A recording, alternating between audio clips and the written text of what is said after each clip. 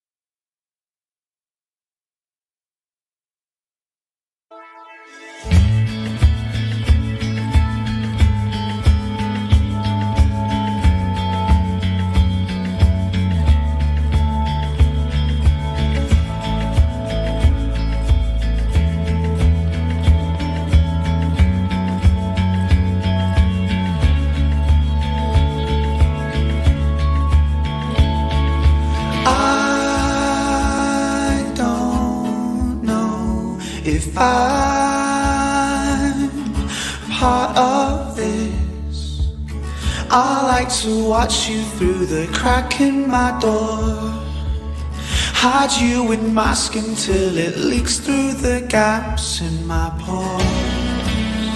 I don't know if my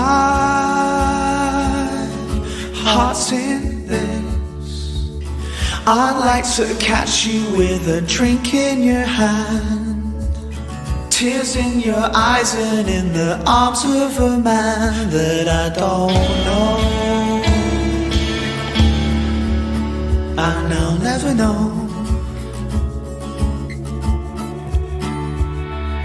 Broken hearted like we started, they know we go where everyone else goes.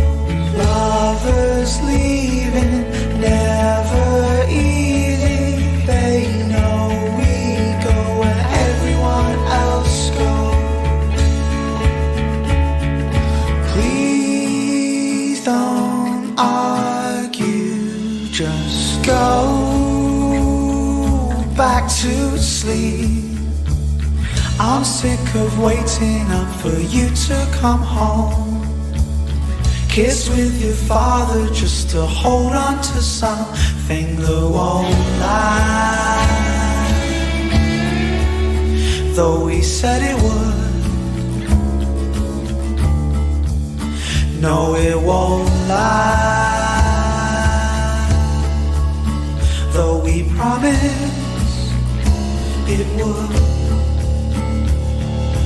Broken hearted like we started, they know we go where everyone else goes. Lovers leaving, never easy, they know we go where everyone else goes, where everyone else goes.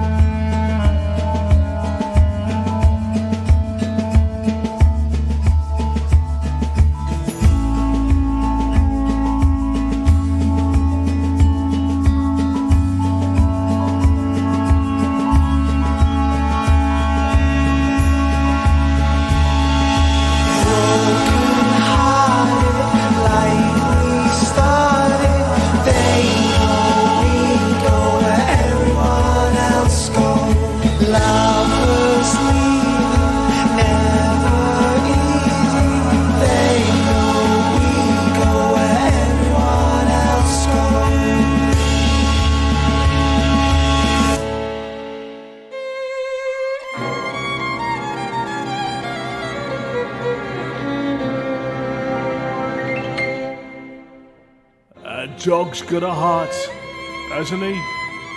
I'm joking apart, hasn't he?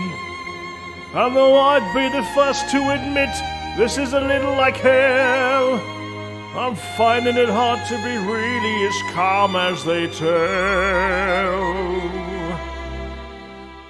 I'm reviewing the simulation. Can one system be this tricky all the time? All the trials and tribulations, better find a way to deal with all this crime. Alvin to play and jump at me, pay fines with me, buy go from me and go for me and nag at me, and all the while he'd wag at me the hours that he would take from me, a misery he'd make for me. I think I'd better buy a mug again.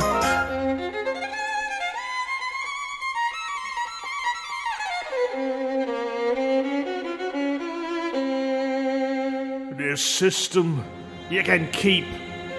Anyway, we didn't want it. Anyway, we can have any system or world, and I'm starting from now. They ask how to win systems, dear nocturnal boy. So how? I'm reviewing the simulation. I must quickly look up everyone I know. Title people with a station whose ships can make a real impressive show. I'll adopt a wealthy pilot stance and run a fleet of Ferdinands and wave at all the passing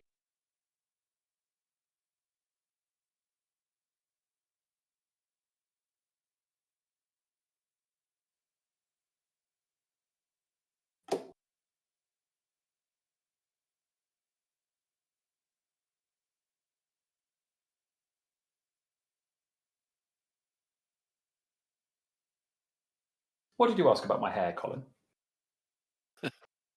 I can't remember now. It was that long ago. No, you Something said about having Something about long hair or something, yeah. You said, "Is this sootering with?"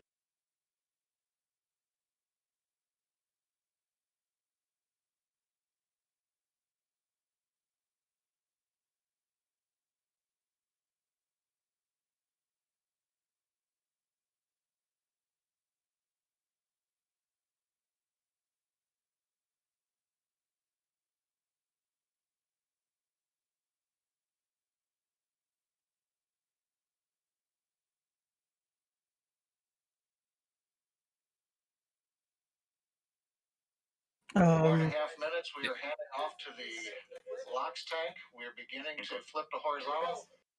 Here they go, the horizontal bit now. Look at this column. This is fucking... Oxygen dump. We've now transitioned to horizontal and beginning the subsonic test portion of the flight, where we check out the aft and the forward flaps to help the vehicle stability as we descend back to the landing pad. So is that gliding? It's belly flop. It's more like a skydiver. All right, gotcha. 1080p. What's 10? Was it 1680 by 1080? No. What's 1080p again? Holy cow, guys! That's it. Hmm.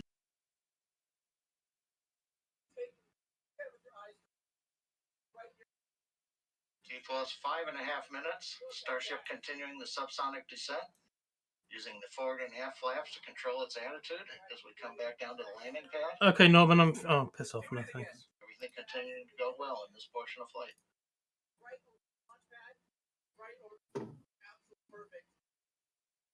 And this is supposed to be a manned module in the future? Yep. Land intro.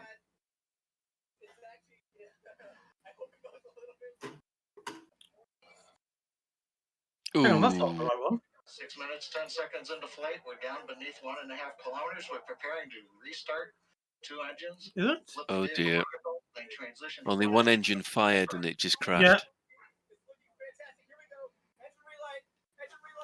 Boom, boom, boom, boom. I told them not to use a docking computer. Yep.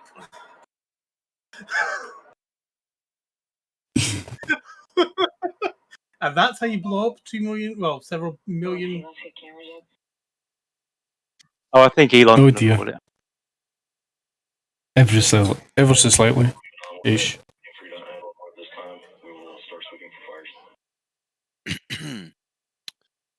Oh dear.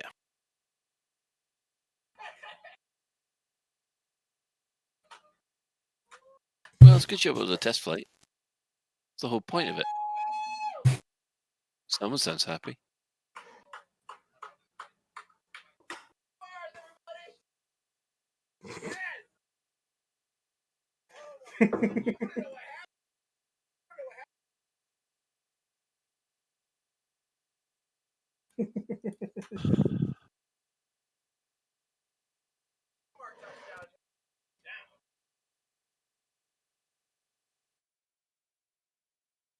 No, I was only joking when it said I was waiting to see if a real life rocket blows up.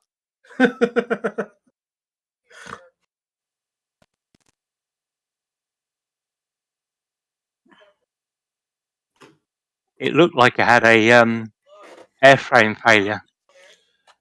It looked like as if the second rocket didn't fire. Right.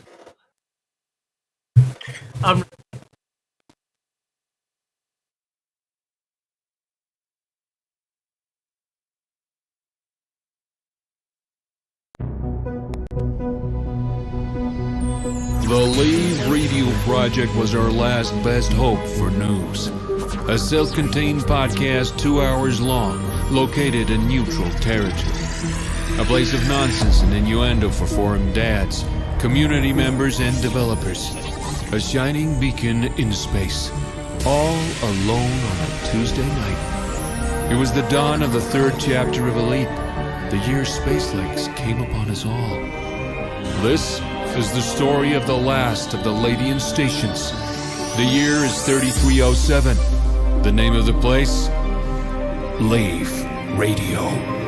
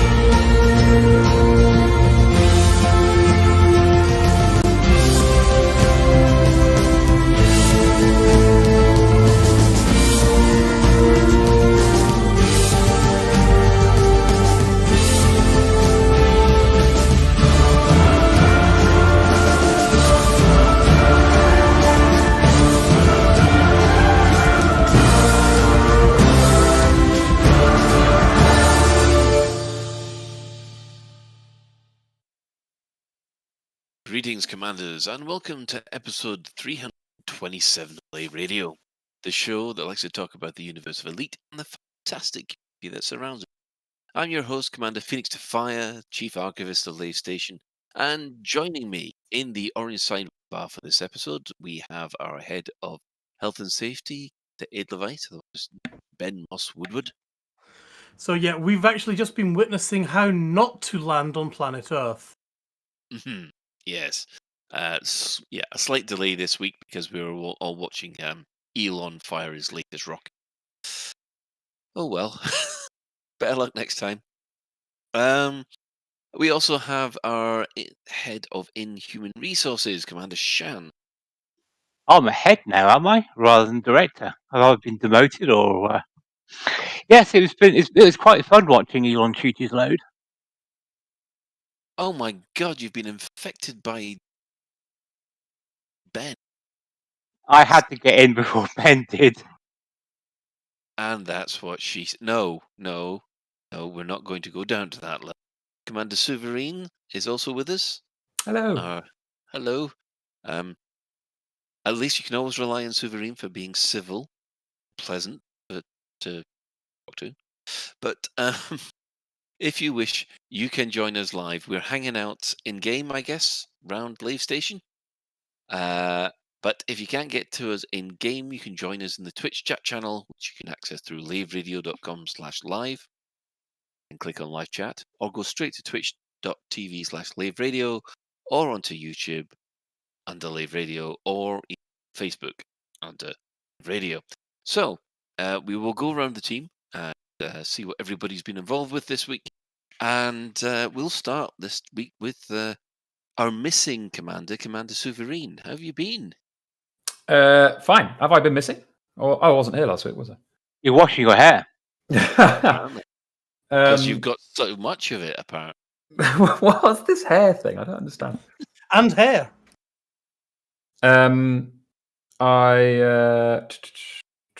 What have I been doing? Oh, I've been spinning the brick. I've been flying my Type 9, doing some trading and docking and undocking flight assist off, which is great fun and slightly hair-raising.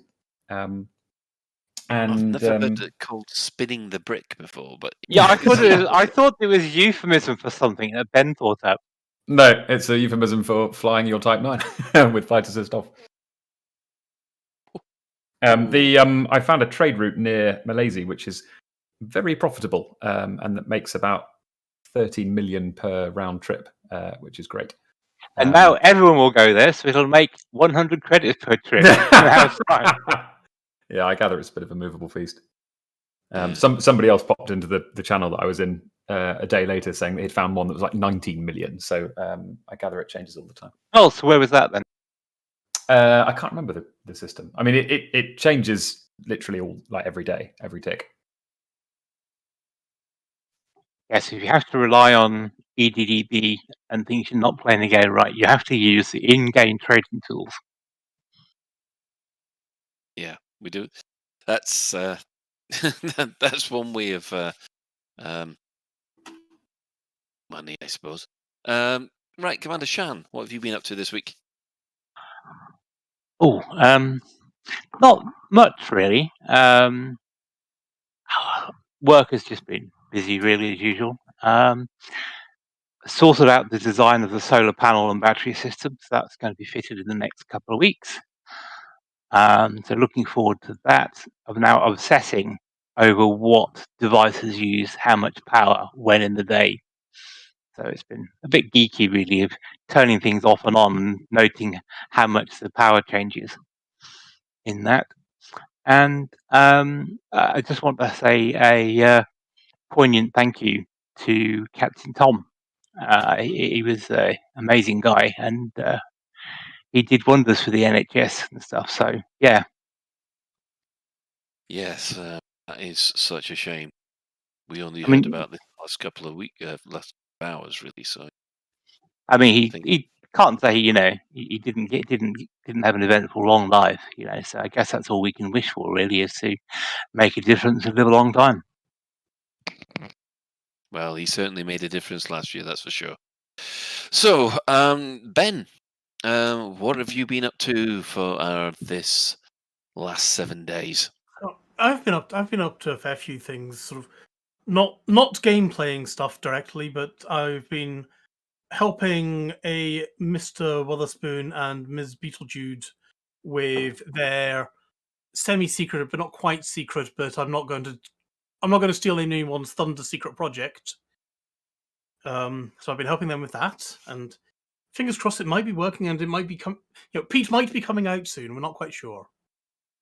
So will we hear about it at the end of this I episode? I honestly have no idea when Pete will make things official.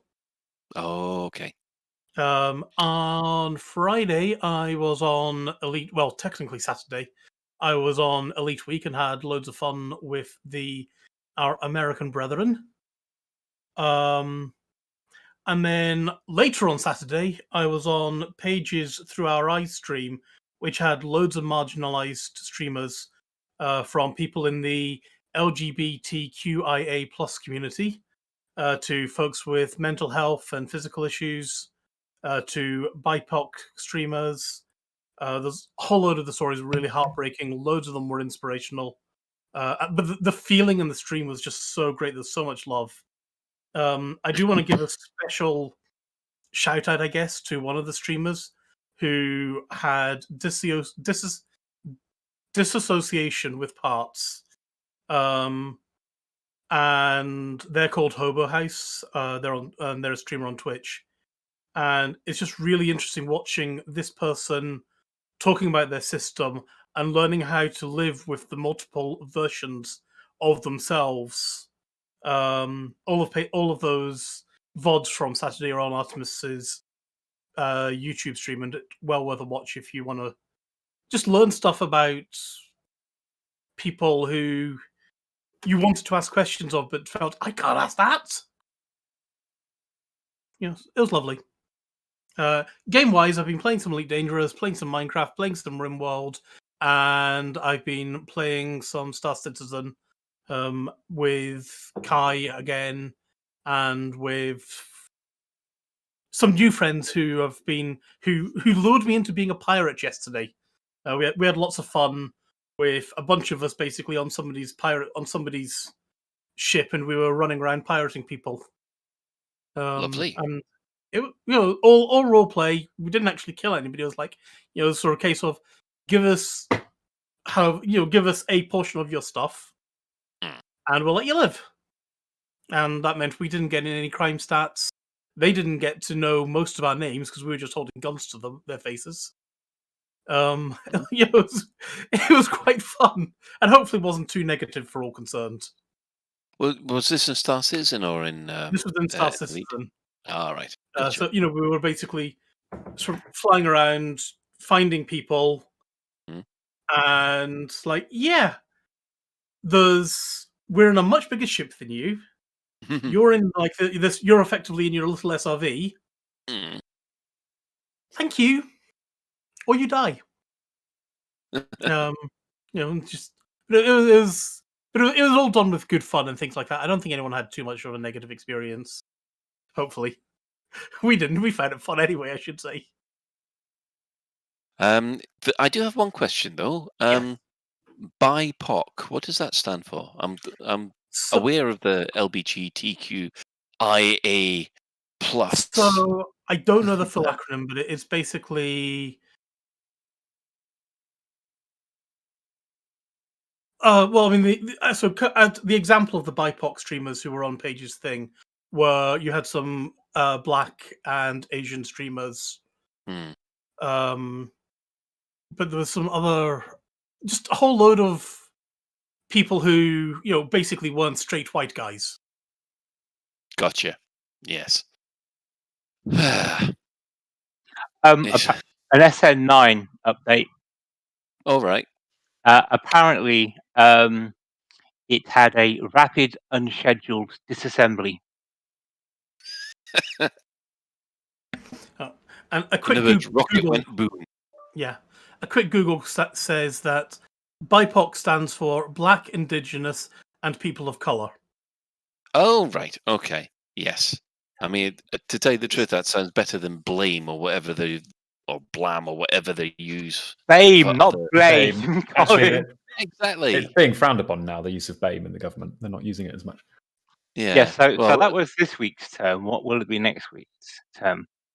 Well, we will find out. But I must admit, I think that one seems better than the previous acronym or whatever they're going to use.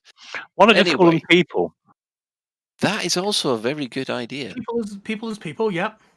But I mean, just some of the stories, had me in tears.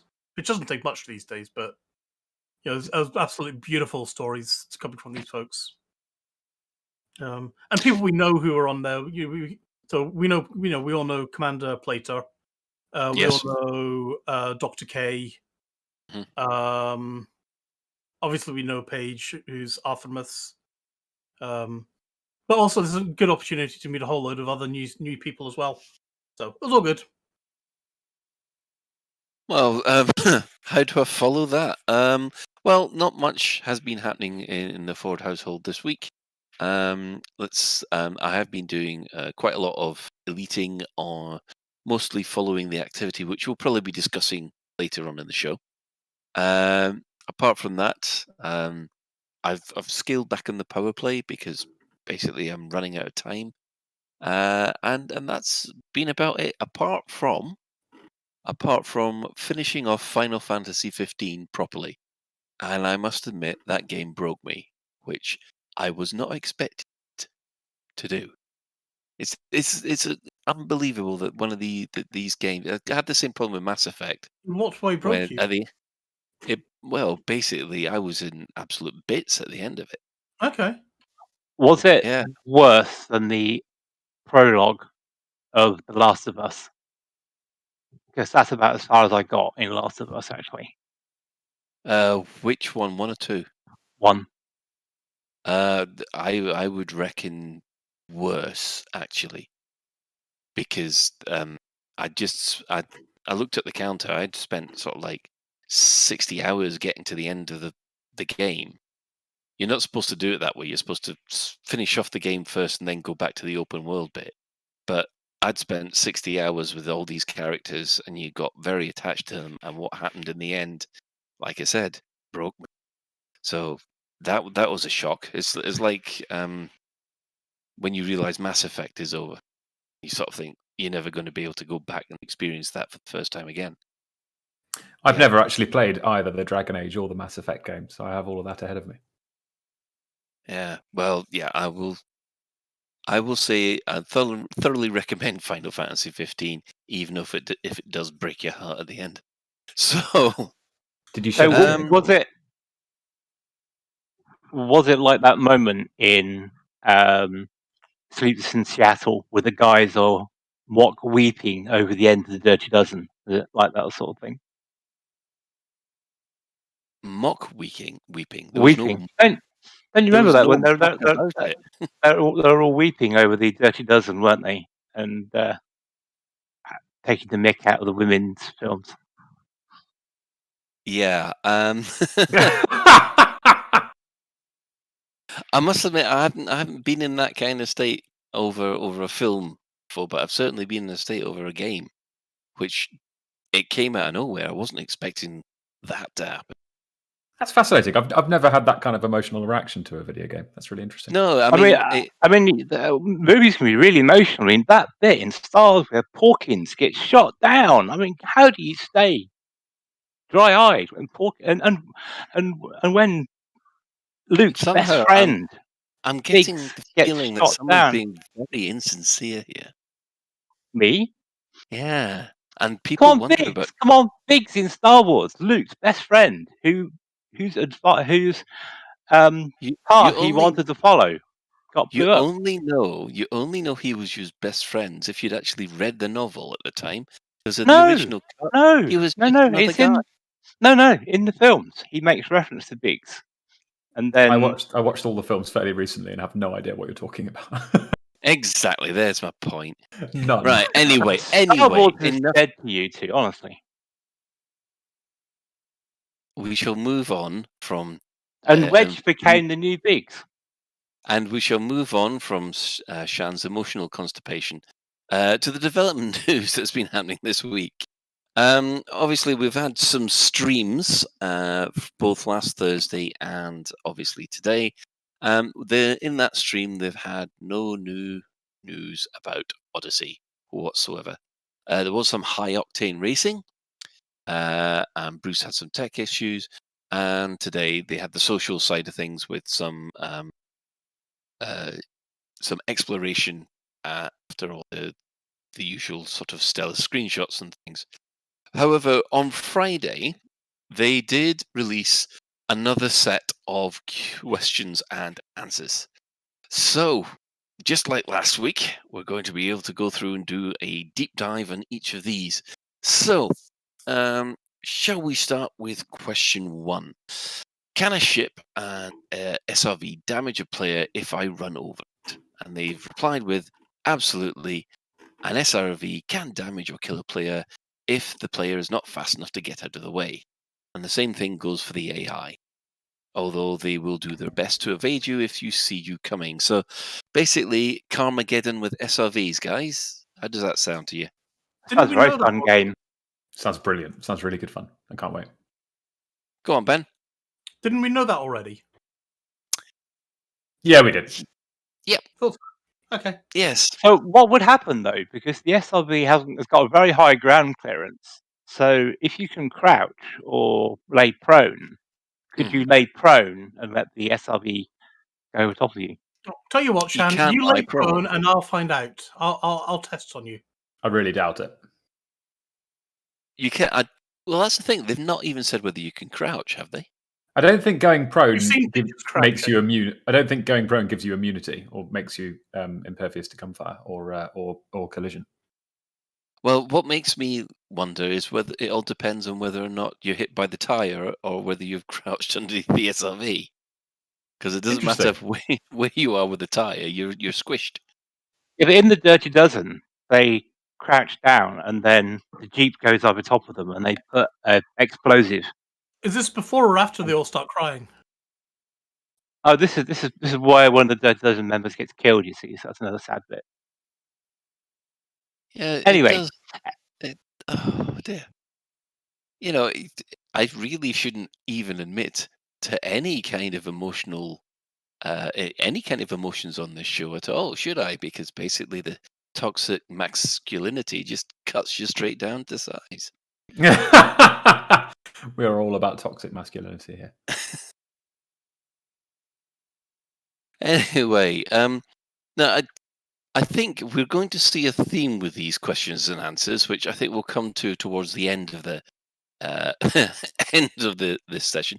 So it's next says question: will there be updates to ship and SRV combat as well as ground combat? To which they replied: ship combat and SRV combat is in a healthy place right now. Our focus is on ground combat for Odyssey and ensuring it is well balanced against vehicles. We will be looking closely at balancing in the upcoming alpha. Who'd like to kick that one off? Shan. I'd argue ship combat is in a healthy place. It needs sorting out. But anyway, Yeah, it'd be interesting to see what maneuverability and things like that, because we talked about it last week where we talked about high and low G worlds.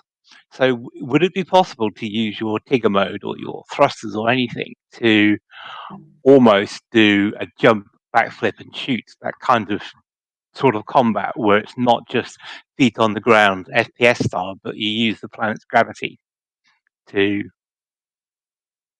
optimize your Well, combat? considering how much they've made a point of the jetpack, it'd be daft if they couldn't. Well, No Man's Sky has a jetpack which lets you with pretty developed features, and you can't, and it doesn't really play a role in combat. Like, yeah, okay, you can surmount, you can climb on top of things, and even the enemy or whatever, but you can't like do backflips in the air or whatever. It's always orientated so that your feet face the ground. I think it's probably pretty implausible that we're going to be able to do stuff like that. Shan, are you thinking kind of like Warframe, that sort of level of mobility?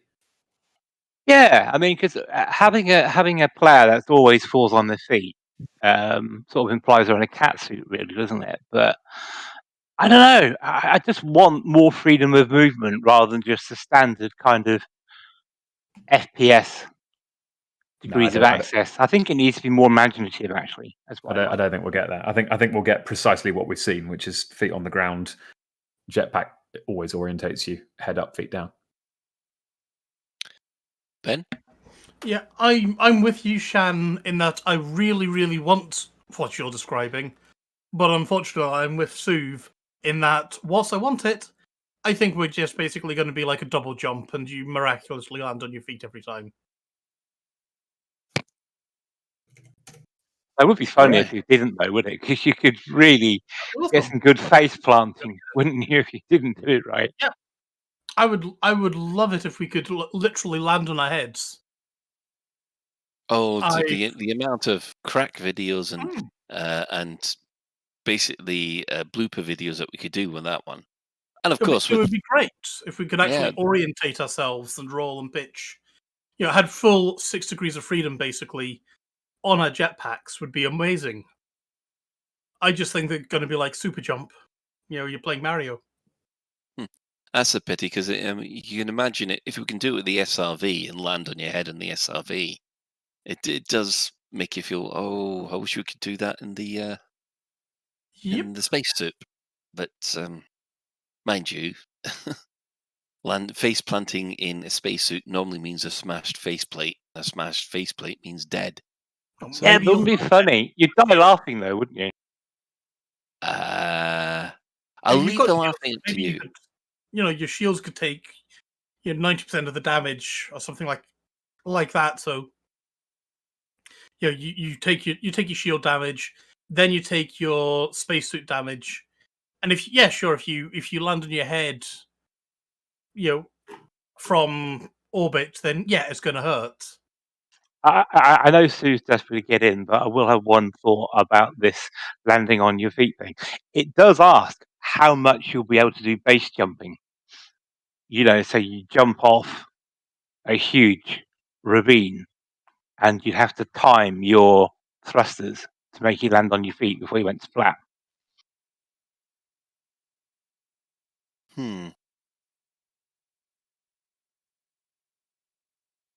Anyway. Suverine.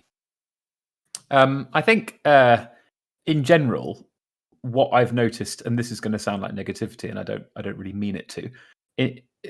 So far, there have been the story since June with Odyssey has been a case of here's a teaser, great, okay, cool, we've got all these questions. Here are all of our questions. I can't think of, correct me if I'm wrong, but I can't think of a single thing where players have asked about whether this means X big expansive new possibility of gameplay or feature. And Frontier have said, yes, you've guessed correctly, that is the case. Like for example, you want us to have that Neil Armstrong moment. Great. Does that mean that we can actually walk through the ship and disembark? No, it's a fade to black. I kind of feel like that players, we've sort of often thought that these video teasers maybe they imply that that we're going to get a whole suite of new SRV variants, or there's going to be all the inhabitants of the settlements will have fully realized NPC schedules, and you can sneak up on them when they're all sleeping or whatever. And whenever we've asked for clarity on these matters, the answer has always been no. Actually, what you saw in the video is what you're getting. So I think the same applies here. Like like parkour and stuff like that in first-person shooter games is great fun. My attitude with Odyssey from now on is very much, if you don't see it in a teaser, it is not there. It is absolutely not there. If we don't, are there grappling hooks? Probably not. We'd have seen them already. Like, I sort of feel like that is a healthy attitude to approach the update with, to avoid disappointment. Yeah, you're managing your own expectations now.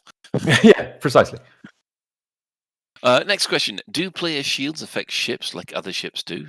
To which they said, players will not be able to ram a ship while on foot, no, although it will be fun to watch someone try.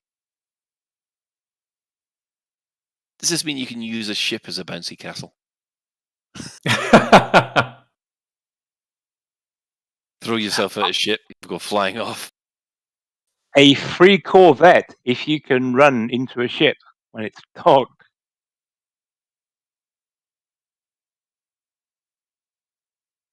So you could say, "Oh, I'll give you a free Corvette if you can run inside the ship." It goes through it. Oh, right. Yeah, okay. So you think they won't have the clipping sorted, and you just fly past somebody in the bridge? Well, no, I'll tell someone clipping doesn't work, and they can get inside the ship. But you have to go as fast as you can for it to work. Oh, I see. So you'd say, "Oh, it's going to work," nudge, nudge, wink, wink, and then laugh when it goes splat. No, not me. I'm just thinking of other players. It's the sort of thing evil players would say and do. Okay, just hypothetically evil players. And if you know where we can find one, I'm quite sure someone will volunteer. Anyway, how will you balance night vision on ships with on-foot players? To which they say, night vision will work as it does currently, providing ship commanders with improved vision in low-light environments. It's worth noting that on-foot players will be very small targets for commanders and ships, too small for ships' weapons to lock onto. However, commanders and ships will be a very big target for players on foot, with some handheld weapons being able to lock on them. Well, this one goes back to the old splash damage arguments that we've had before. And it does feel like, hang on a second, does that mean that pop laser I got is going to affect a Sidewinder or even worse? Shan? Yeah, that's where I was going. They can't be implying that someone with any handheld weapon will be able to damage a ship with shield strength in the hundreds of megajoules and hulls that are designed to withstand collisions at very high speed. And I'm talking about Sidewinders here as well as the big ships. That sounds like hand wavium to me. And if a group of players can shoot down a ship with full shields and armor and stuff like that, I don't know. I don't know where they're going with that. Well, I think I know where they're going with it. I just hope they don't go there. Right. Yeah. I mean, unless they've suddenly invented shoulder anti-ship launch missiles, I don't think it just feels wrong that you could shoot another ship down with a rifle or something like that. Well, if they do invent these shoulder-launched anti-ship missiles, I'll ditch my Class 4 weapons and I'll just load my ship up with them. Yeah. I don't know. There's so many issues with that mechanic. We'll have to see. Yeah, I think that is one of the problems with these Q&As. It says an awful lot of "we'll have to see." Question: will the ship launch fighter be used in ground combat? And they said yes. All deployable vehicles can be used. A player can choose to deploy a fighter if they want, with all the benefits and drawbacks that provides. Now, yes, that means. Now, did they actually imply that you can take off in a fighter and land in that fighter and then get out of it, or is it like is it the moment where you just fly around but the ship can't land?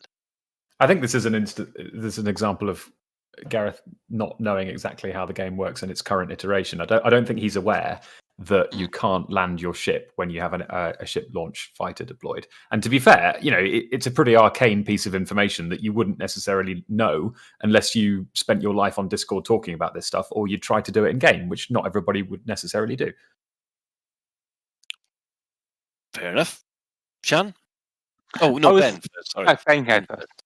Yeah. So I wouldn't say Gareth doesn't know, but I would say misquoted or speaking out of excitement rather than, clumsy wording rather than Gareth doesn't know that you can't land an SLF. Basically, because I think Gareth knows how you play the game. We know that. Yeah, but that doesn't mean he knows every single detail. I mean, there's loads of stuff that we don't know about the game. A lot of. It's a well-known. I think it's. I would be very surprised if Gareth does not know that you can't land an SLF. You think it's just awkward wording on his part? I think it's awkward wording. We'll be able to cover that later because there's a question. There's a question that deals with this later, so we'll be able to look at it there. Next one. Will we? Hold on. Oh, yep, Shan. Sorry. Your turn. Yes, I was thinking about the ship launch fighter and the effect on other players, and I'm wondering, will the weapons all have the same damage and nature as it's supposed to? So, for example, if I fire a Gauss cannon or a beam laser from a ship launch fighter, will it go through a player and go out the other end and then shoot another? You know how in some totalitarian regimes, they used to line prisoners up against a wall, put their heads together and shoot one bullet and do a lot of them. So I'm just wondering, will, as I say, Gauss cannons or whatever have that same penetrative ability to do that, or will it somehow mystically stops at the player and doesn't travel through them? You're just wanting that Deadpool mode, aren't you, where he gets 3 with 1 bullet? Well, and as regarding the not sure if they know the answer or not, maybe this sort of thing hasn't occurred to them. They haven't tried it, so therefore, in their minds, they assume it is, but they haven't actually tried it yet. Don't know. Well, yes. Next question then. Will we be getting an addition to the ship HUD? Apparently, as seen in the gameplay reveal, we have a compass. Surely, to make things easier to communicate with other players on foot and in ship/SRV, a north directional indicator should appear on your radar when in orbit around a planet or an atmosphere. The current, and to which they've replied, the current HUD for ships in Elite Dangerous provides all the relevant information that Commander needs in Odyssey. So they're not making any changes to the ship HUD. That was a bit Does anybody feel like that these answers are very creative ways of saying no? Gareth would be really quite good in PR or politics, I think. Yeah. Well, the next one, guess what? Will spaceships be able to deploy anti-personnel /vehicle bomb /missiles? We have no plans to add specific anti-personnel weapons. And we've put a huge amount of work into ensuring the combat triangle remains balanced and fair. Ships will, however, have creative opportunities to use their existing arsenal, i.e. splash damage from dumbfires, I guess. One thing I did really appreciate about Sandro was he was very good at saying no to players and did so straightforwardly. Sandro knows Marco. Yeah, exactly. Precisely that. I don't really blame Gareth. You know, he's absolutely. You know, there's no. It is worth emphasising the good aspects of even and a flat no is shuts down any possibility of ameliorative circumstances. But once again, some of this is gone. Once again, all these answers feel like they've been fed through a CM filter. Yeah, but we'll come on to that after the end of this. I can kind of understand where they're coming from, though, because even today, weapons like cluster bombs have been banned. So the specific anti-personnel ship weapons, can you imagine depositing several hundreds of tons of cluster munitions on a base? You'd just make the whole base a complete death trap, which, although would be fun to watch, wouldn't be exciting gameplay for everyone else. So I can kind of understand that. And the use of the word "have creative opportunities," I almost feel that's laying down a gauntlet for the player base. Yeah, that's a challenge. See what you can do to cause as much damage as possible. What you got. Challenge accepted. Yeah, well, there was an issue. Remember that if they do those kind of small munitions drops, that would be the equivalent of dropping hundreds of canisters over a particular area.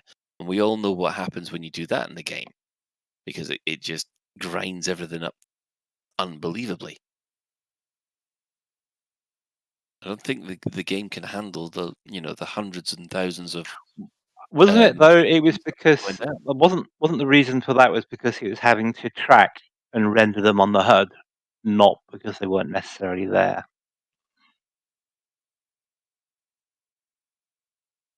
All I know is that it couldn't handle it, so they time out your cargo. Someone did a test in the middle of the station. I just think cluster munitions and things like that would be fairly poor gameplay for everyone else, because you'd have people just flying over, seeding them, probably using synthesis to make more, and it just wouldn't be fun for all the other players. And then solo. So here's another one. Will we be able to drop in from our ships, or do we have to leave and exit the ship like normal during combat situations? And they said, in order to deploy from your ship, commanders need to land first. So I'm afraid it looks like there's no diving from skydiving from a high height and inserting yourself into one of the outposts that way. But nothing about landing, jumping on top of a ship, and then being lifted by said ship and jumping off the ship. True. They haven't said anything about that because we haven't tested that yet. We know that we've got SRVs that people can get up into orbit and drive off the ship. And if you always land on your feet, then what's the issue? Yeah. Next question: can we engineer our SRVs? There will be extensive engineering options, suits, and weapons in Odyssey. However, there are no plans to engineer SRVs.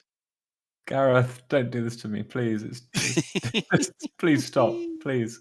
We need a saying no song soon. Yeah. Right, I'll work on it. It's fucking no. The answer's no. Hey, you sing that to Let It Go. There you go. Yeah, exactly. No. It's a no. Well, F it no. Yeah.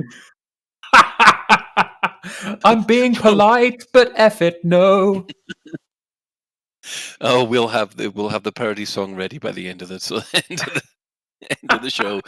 we can send it to Frontier and just be like, "Here, we made this for you to make responding to Q&As easier." Right, and the final question is: when doing a multiple vehicle assault, is it possible for player crew members to drive SRVs from the ship they don't own? Similar in a way to launching an SLF is now. To which they said, absolutely. This is cool. This is brilliant. This is genuinely really cool and interesting, and I hope not a mistake. For instance, there would be nothing to stop a commander in an Alliance crusade to have one of their multi-crew teammates deploy in a ship launch fighter, landing and deploying the other multi-crew teammate in an SRV before heading in on foot themselves. So effectively, it does. Oh, well, that says to me that yes, you can launch a fighter, then land, and then launch an SRV. So basically, that answers the question we had earlier. Now we've known that they're going to be able to do this before, because we've discussed this before. Because this is what they were saying about the real, the real physical crew in silly bunny quotes. Chan. Yeah, this is interesting because it looks as though they're applying the same ownership rules to SRVs in the same way as they do currently to fighters. And by I mean ownership rules is every item or every primary item in the game apparently has to have an owner, and it's the thing that stops, for example, Ben being able to fly my ship while I run off in a SRV. Currently, is because the ship belongs to me, and it would violate the rules of ownership. And I don't mean as in terms of because I paid for it. It's just a mechanic the game uses to track items. So I'm just wondering, if you didn't own a ship, how would you do multi-crew with SRVs if you didn't own a ship? Everyone would have to have their own SRV, wouldn't they? I don't know where you're getting this from, because you just, when you join someone's crew, you have access to either their fighter, the gunnery station, or the SRV. Yes, you don't have to bring your own SRV with it. Yeah, but I'm saying that's because you own a ship. No, I'm on about the crew member that joins. The crew member that joins doesn't have to own a ship or an SRV. They just join the crew. Yeah, but I have to own the ship to join the crew, don't I? Currently. Well, but everybody owns the ship anyway, so that's the moot point. So I'm just kind of wondering how, if you say, Ben, if you haven't got a ship, and you want to have a multi-crew without owning a ship, how does that work? I don't know. Well, I say, hey, Shan, could you land here in your Cobra? I walk onto your Cobra, I sit down next to you, and then I'm multi-crewing with you. That's how it works. Yep. No, but you're multi-crewing with me. I'm not multi-crewing with you, am I? Ah, right. I now know what you're on about. As far as you're concerned, you will never be able to multi-crew if you don't have a ship. You'll never be able to fly that ship. Yeah, I wouldn't expect to be able to fly your ship, but I would expect to be able to drive your SRV or your SLF. Yeah, you can become a crew member, but you can't become a commander, effectively. Yes. Does that answer your question, Shan? Well, I'm just thinking it through. I'm trying to think of interesting things to test. Troll people with. No. 2021. Good, Chan. Oh, Sue's got a song. When you say good, Shan, is that in the same way that people are like, oh, I think 2021 is going to be way better than 2020, and then they have riots in Washington that kill people? Well, you've also got to remember, as far as this year's concerned, 2020 won. Jesus. Sorry. I've been storing that one up. Anyway. It's really good. You're happy with that one, sir? It's very good. Yeah. Anyway, so I think what we'll do is we will move on in just a second to... Well, actually, no, let's not for a sec. Now, overall, these questions came out on Friday. What was your impression of these, to be honest? Because, well, I'll come back with my opinion at the end. Who wants to go first? You'll come back with your what? Heard it before, no. Heard it before, no. Oh my fucking god, we're doing what? No. It was a little bit. It was a slightly. It was one of the less edifying Q&As. I think they're still worth doing, and defining the limit to what players will be able to do is useful because it avoids disappointment later on. But they said half of it before, but more than half. Well, yes. but if the questions keep coming, it's nice having the answers all in one place, I guess. Yeah, and if people are still asking the questions, then they do. Yeah. You know, I don't begrudge them that. I think it would probably be useful for them to be a bit more, to be slightly more savvy about the questions they pick, because if they pick questions, because Frontier are not short of questions that people are asking about Odyssey. Yeah, but they can't answer them. Well, no, but what I'm saying is, why don't they? If I was Frontier and in my infinite wisdom was planning these things, it wouldn't be a terrible idea to make sure that every Q&A you have at least 2 A's that are exciting, that people can get thrilled by, because this one did feel a little bit like it was all no, not all dressed up no's, or all stuff we've already been told. But that is a very, very, that is a really idle critique, and broadly, I didn't particularly mind that this one wasn't very thrilling, because isn't it more exciting? Isn't it good though? At least they're actually answering or providing words. In response to a question. Because if they just didn't do anything at all, would that not be worse? Precisely, absolutely that. Yeah, I think the fact that I think I can't really compare this to other online games, but I'm pretty sure that Frontier are fairly remarkable in the degree of engagement that they have, and the fact that they're doing these regular Q&As, I think, is pretty cool in itself. I mean, we had this problem today with the stream that Stephen and Zach did. I think most of what Stephen said was along the lines of, "We can't talk about that now," or "No, we can't discuss that now." And it is, I mean, you could tell that he was getting frustrated with it, because there's obviously an awful lot that he wants to tell, but he can't. But every single time one of these questions come up, you can just see him not lose his rag, but just get, oh God, not another one I've got to say. I can't tell you anything about this yet. And Yeah, that's I fair. think it's beginning to tell on the CM staff just as much as it is telling on us. Shan? Do you think that this is a symptom of having to delay Odyssey, in that they have a marketing plan, they know what they have to say by when, but because the end date is moved, they're having to spread it a bit thin? Absolutely that. Yeah, Yeah, I think completely 10 agree. months to 18 months is far too long to be generating and sustaining hype at the level of engagement that they've set themselves. Yeah, I mean, I completely agree with that as well. It's this, you just feel like we're going to get a lot more filler. Just like I mean, they've said they're going to keep the narrative going at the same pace that they already planned at, which I suppose that's a good sign.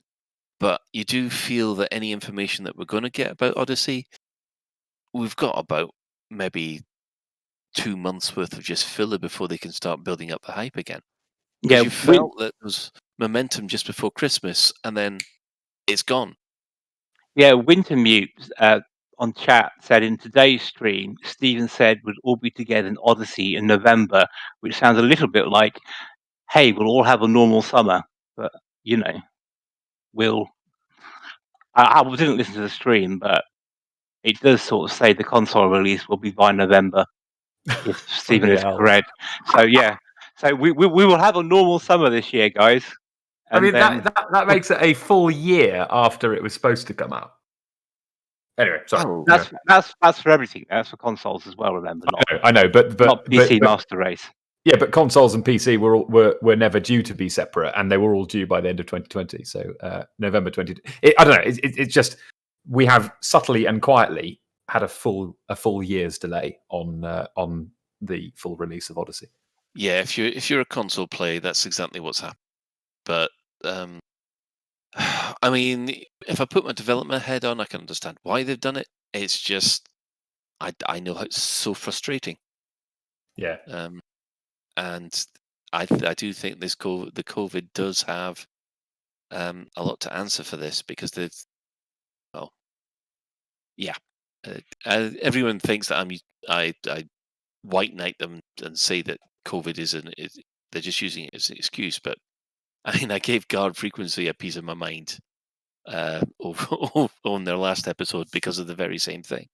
What were they saying, and what was your objection? There was a lot of them who just basically said that they were just using it as an excuse, and I went full keyboard warrior mode, I'm afraid to say, and sent them a rather strongly worded letter, which they read out on air. Which I think, from you, Colin, that sounds like the Arnold Brimmer protest letter from Red Dwarf.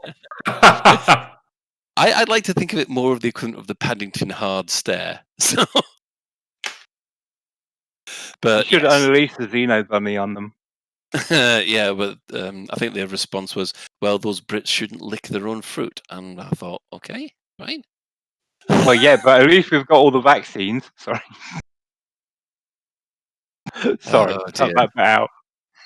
Very naughty. Again, yes, sensitivity there, Shan. Nice, Shan, was it? I just can't. I try not to actually criticise people directly, and I don't know. I've got time for white knights, and I've got time for haters, because if you listen to what they say, both sides usually have a point. Got to say, Yeah, Shan, interesting. Off aside, I do actually think that you are probably the most rational. You're one of the most rational and even-minded critics of various things. Like, I was just thinking as you were saying that, like, lots of people fit quite neatly into Yamik style offensive hater or mindless white knight. And you do not fit neatly into one of those two categories. You are your criticism / praise tends to be considered, and I would consider earned as well. Thank you very much, Steve. You'll have a Christmas card next year. Full of anthrax. No. It'll be scented with little rose petals in it. It'll be scented with arsenic. Oh dear. Right. Well, we'll leave the in-game news for the moment, and we'll be coming back in a sec with the in-game events. I could murder a cup of tea. Yorkshire Gold, if you have it. Double Yorkshire Gold. And if you don't have it, you're dead. Lave Radio, broadcasting to every corner of the galaxy. I always love the fact that Tom Baker is just so out there. Oh dear. Anyway, Galnet news. What and in-game events which has been happening this week? Well, as far as the Galnet news is concerned, we've had quite a lot going on. We've had the trial of the Fleet Admiral Vincent. That's begun with Jemima Hazley providing testimony about Starship One and the motivation for the assassination attempt. The Sirius Corporation won the CG, which means that they secured the hosting of the Galactic Summit. And unfortunately, the Alliance has now delayed their elections due to the fact that it would conflict with the Galactic Summit. So they say it's been put back by 3 months, but there's a lot of outcry in the Alliance that that is unconstitutional and so on and so forth. And the final thing that we had from the trial is that core dynamics have been implicated in some way in the Starship One sabotage.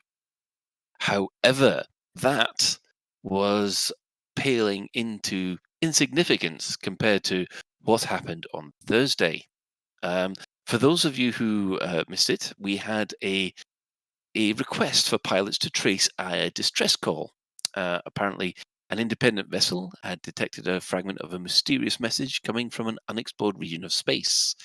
Commander Elsa Solomon was traveling through the Swolitz XXD C1-30 system when our ship's communications array picked up a faint transmission, and that kicked off a whole lot of searching.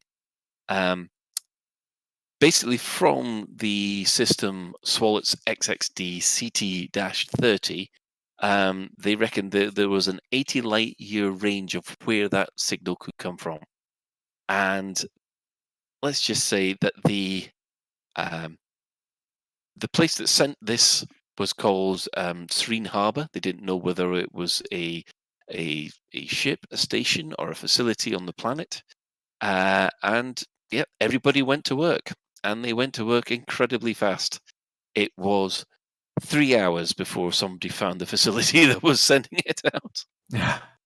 I wish I could find my Sky remote that quickly sometimes. Yeah. So just to let people realize the scale here, there were approximately 4,900-ish systems that were within 80 light years of that, and people found it within 3 hours. That is amazing. I'd love to see the figures, because that to me says there was a lot of commanders involved, which is great.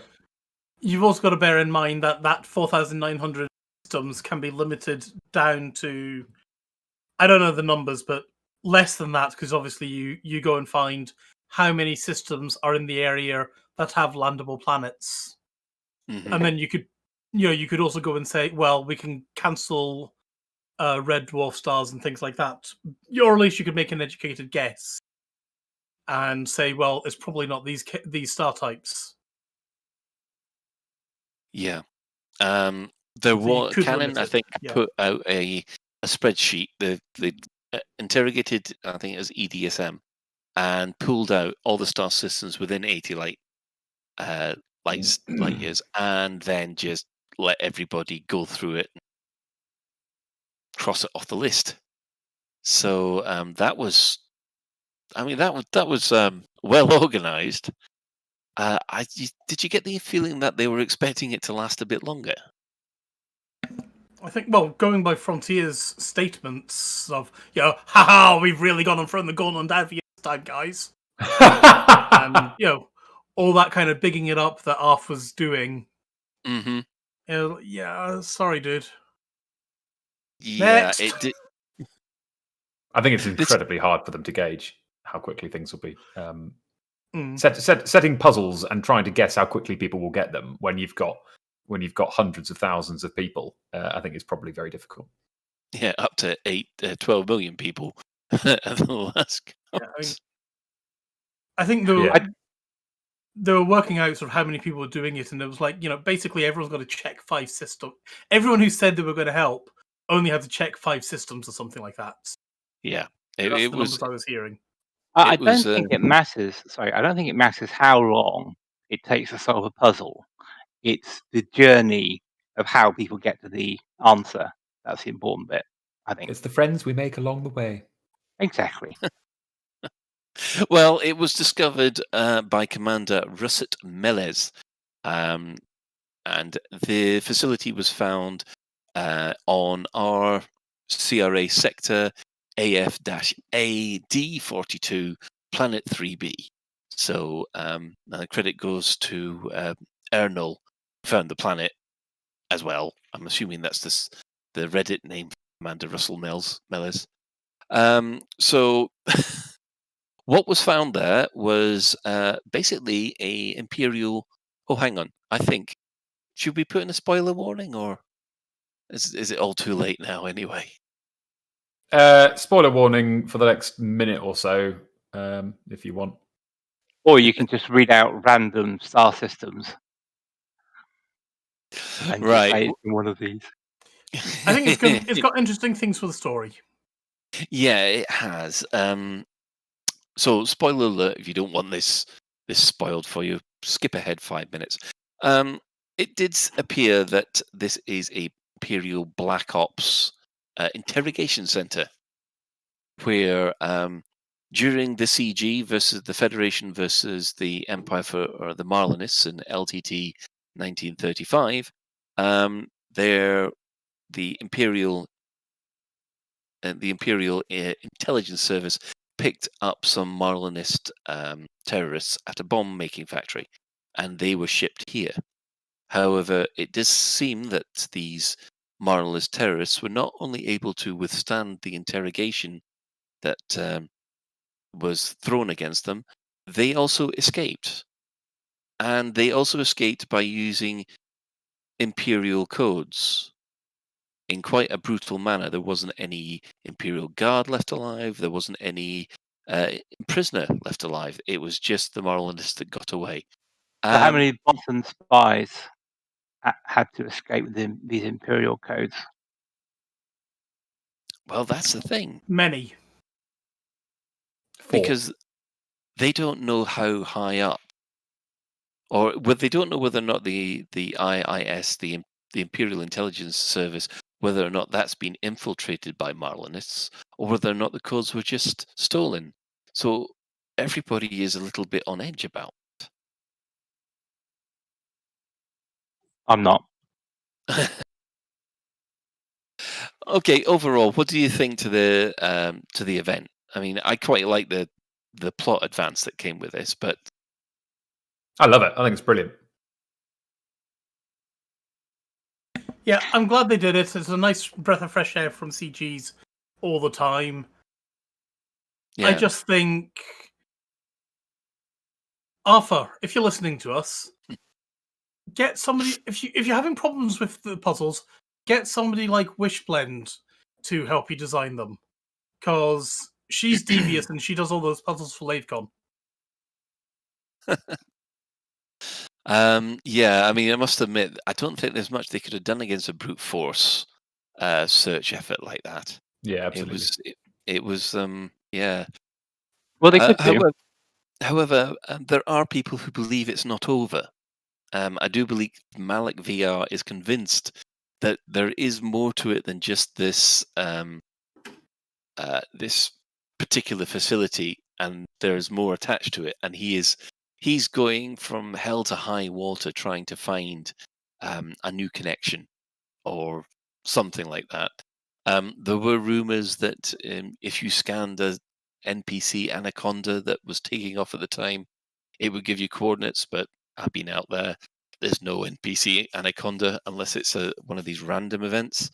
And everyone got excited because 60 miles north, someone discovered a crashed ship that seemed to have something to do with it. But again, that was just a point of information, one of those random encounters that you can get from time to time.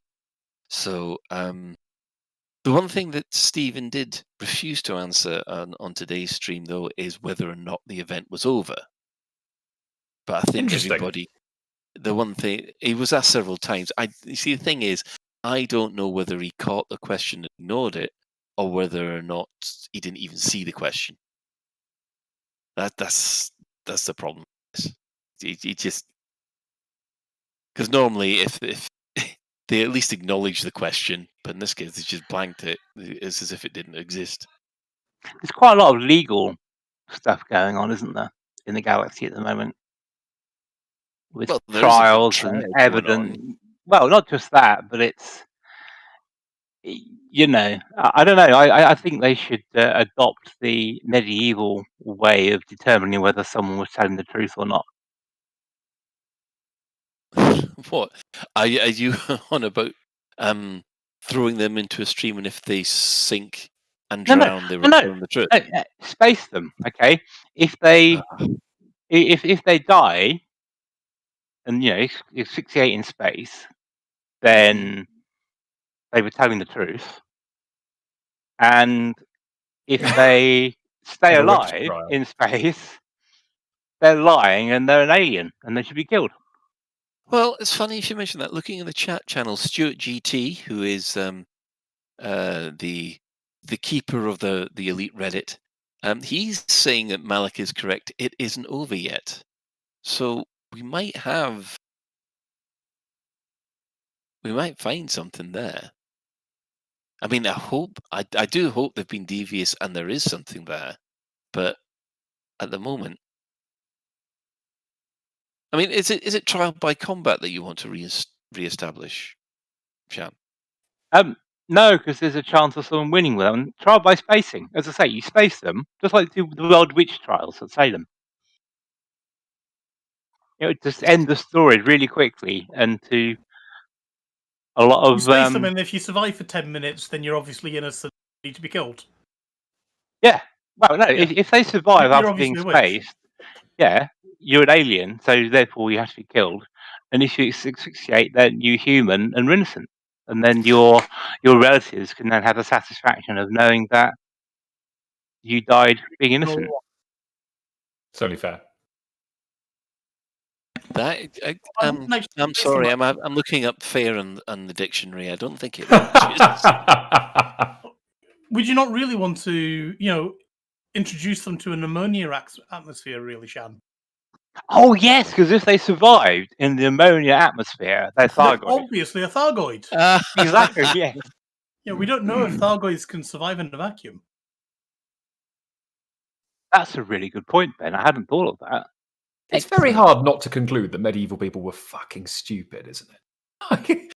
Like killing somebody if they saying that if they drown, they're innocent and therefore should be pardoned is just spectacularly stupid. Like it's really hard to envisage what the world must have been like before rationalism.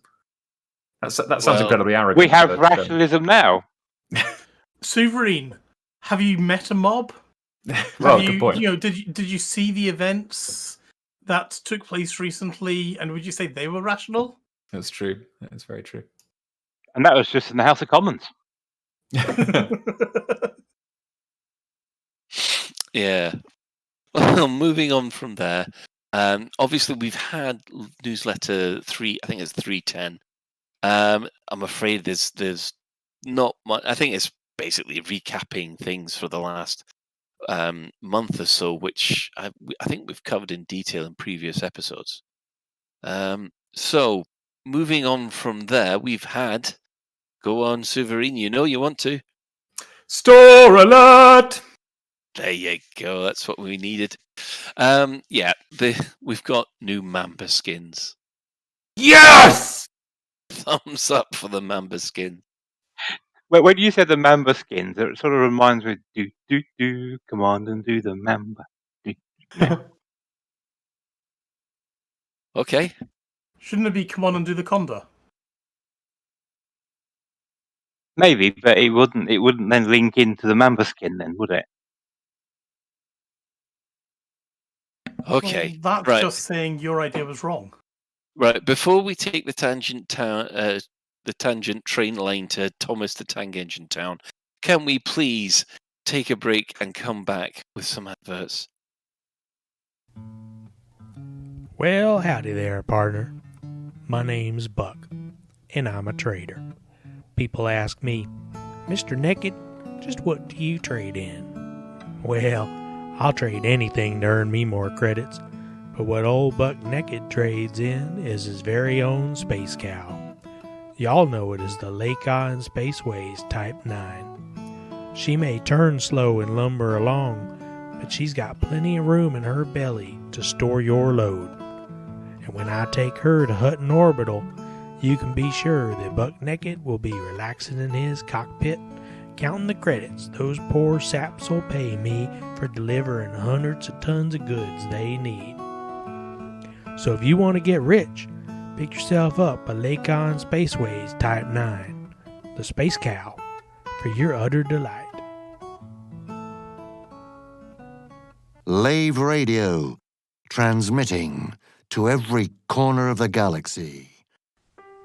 I spend so much time in my Imperial Trader, I find it really hard to meet people. I mean, when do you get the time to go to bars when you're taking on courier jobs for the military? But with VenusDating.com, it was so simple. I just put in my personal details and they found me my perfect match. I really thought it would be difficult, but Venus Dating made it so simple. With so much in common. We both like movies, walking along the beach at sunset, browsing Imperial shipyards. And of course, since we started dating, we've discovered that we both really love shooting Thargoids. Let your voyage begin with VenusDating.com for every first encounter.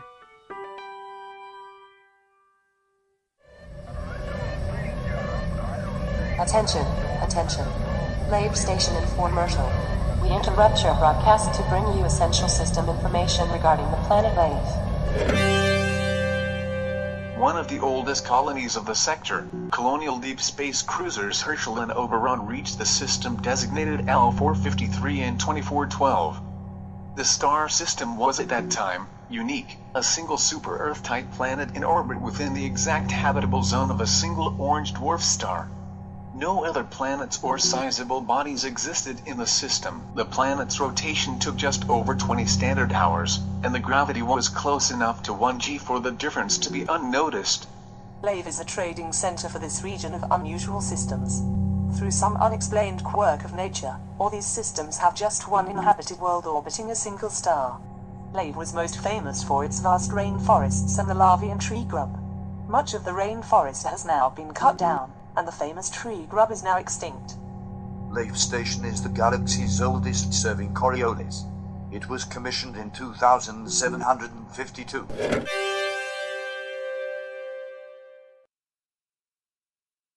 Welcome back. Now, one of the things that caught our eye this week was that a discussion happened in our Discord channel, which I think caught Ben's eye, and we thought this might be a good good discussion subject for today. So, Ben, would you like to take it away?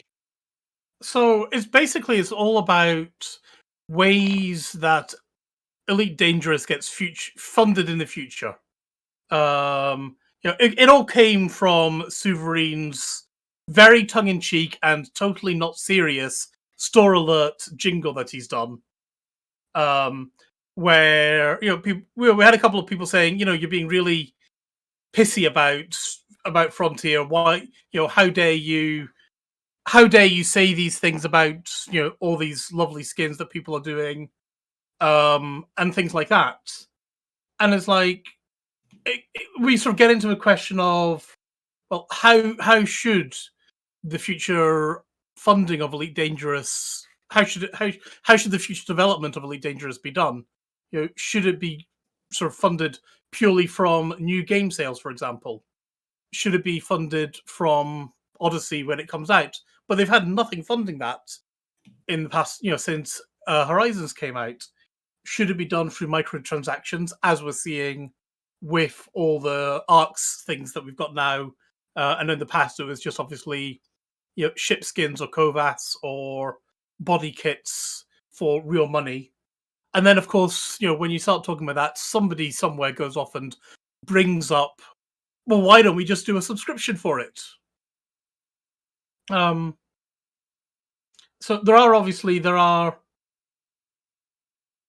are benefits to a subscription model. So I guess I'm going to say, Suv, you were the sort of one who mentioned the subscription model. Do you want to highlight that?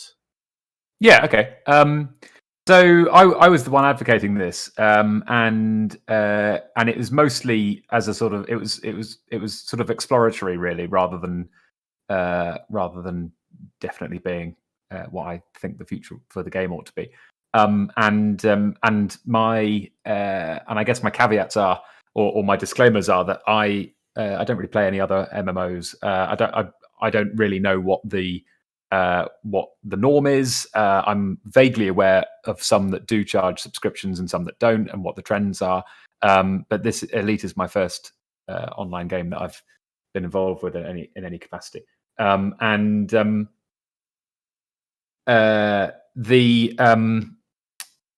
that said, the theory of a subscription makes sense to me. One thing that has always irked me about Elite ever so slightly is the fact that there is anybody who's studied economics at all will be familiar with the concept of consumer surplus, which is the difference between what you would be willing to pay for a good and what you do actually pay for it. And Elite has, out of everything I own, I think has the largest consumer surplus. I've spent more on electricity playing Elite Dangerous than I have actually on Elite Dangerous itself. And I think that includes cosmetics, which is remarkable, incredible, really.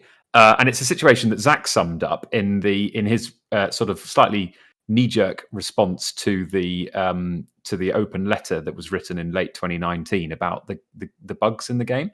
And a load of people co-authored an open letter complaining about bugs in the game and demanding a beta period to be implemented, as well as a few other things. And tonally, the letter was possibly a little entitled, but the meat of it came from genuine concern from a game that the signatories cared about.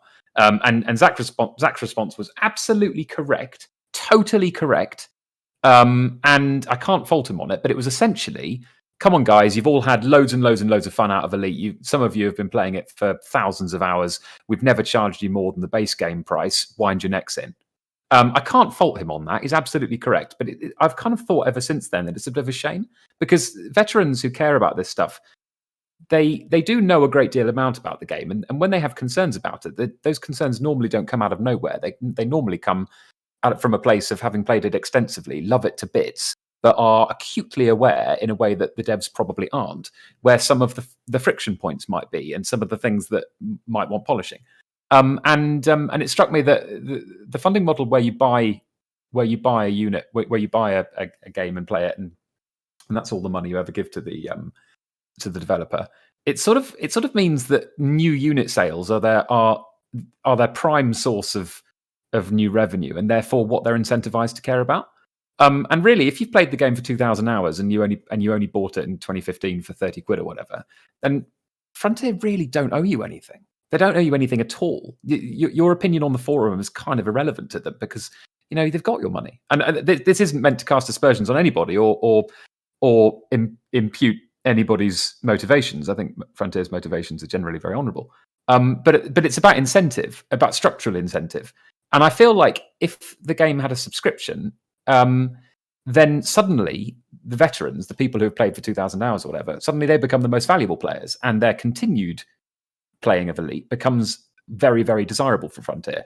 And I feel like in terms of development time and an effort spent on various features, things like the BGS and Power Play in particular, I'll use Power Play as the example here. Power Play is something that is generally a late game activity. Most Power Players have been in the community for quite a long time. And they are that most of the ones that I know are veterans, and all of the ones that I know are veterans. And therefore, according to the incentive sort of structure touched on just now, that means that the Frontier kind of aren't incentivized to give a shit about what they think at all. Whereas if there was a subscription model, those players would then become the most valuable players, and you might see things like squadrons and Power Play given a bit more development attention. And I would be curious as to what the behavioural impacts would be if Elite Dangerous was funded by a subscription rather than unit sales. Would we see a greater emphasis on polishing features rather than just releasing them and then ignoring them, even if the feedback is that they don't work properly? And it's an open question because I don't know the answer, as I explained. I don't have enough experience. And in the conversation we had on Discord, lots of people said lots of very sensible things that told me things that I didn't know. But that was my sort of setting out my stall. And I'm very curious as to what you all think. Right, hang on for a second. I think we should applaud Sovereign there for being able to go 2 minutes without repetition, deviation, or even taking a breath. It really was a great filibustering moment. Yeah, maybe Gareth Hughes isn't the only one who wants to go into politics. Shan, do you want to come back with that? Yeah, which bit? Yeah, let's sort of just start from the basics, really. I've played, I won't say all MMOs, but I've played quite a few MMOs, some with subs and some without subs. And I think the subscription model was a product of its time, where people generally just had the one game they played, and they were quite happy to pay each month to have access to that game. Now, things tend to be much more gaming agnostic, so to speak. Like, people have a favorite game that they play a lot, but they're not exclusive to that. So if you were to have a subscription model, it would make people trying to decide, well, which game do I put my £10 a month into? Because similar to how streaming is, you can't subscribe to every game. You have to choose one or two. And on Sue's point about it being more attractive to the experienced player, I'm not quite sure that's correct in my view, because if you've been there and done that, you're less likely to keep paying for something. And one of the arguments I've also seen for subscription models is, well, you pay to develop the game. Well, actually, kind of you don't. You pay the money to the gaming company, which you hope then allocate some of those funds you paid to develop the game. Because, I mean, for example, do you really think Blizzard used 100% of World of Warcraft subscriptions to go to World of Warcraft and didn't use any of that money to develop other games? Well, I mean, I possibly not, but I don't know whether that matters a great deal. The fact that the subscription continued generating for revenue for World of Warcraft meant that the development continued to be funded. If not 100% of, if Frontier started charging a subscription for Elite Dangerous and they used 40% of that money to make other games, that's still a lot of money going into the continued development of Elite Dangerous, and it's still a lot of money that justifies keeping the servers on. So I'm not sure that I don't think it matters a huge amount. Colin did have a really good counterpoint to this, actually, which I'll let him say if he wants to. Oh, right. Was this the yeah? This goes back to my history with that wonderful organization, Sony Online Entertainment, or SOE. For those of you who oh, Ben, do you want to come in here first? No, I was just saying that Sovereign, with his I sounded awfully like a certain British Prime Minister. Naming no names. Really? What, Margaret Thatcher? Yeah, I was about to People say say that about me 20%. I all think, the okay. time. All the time.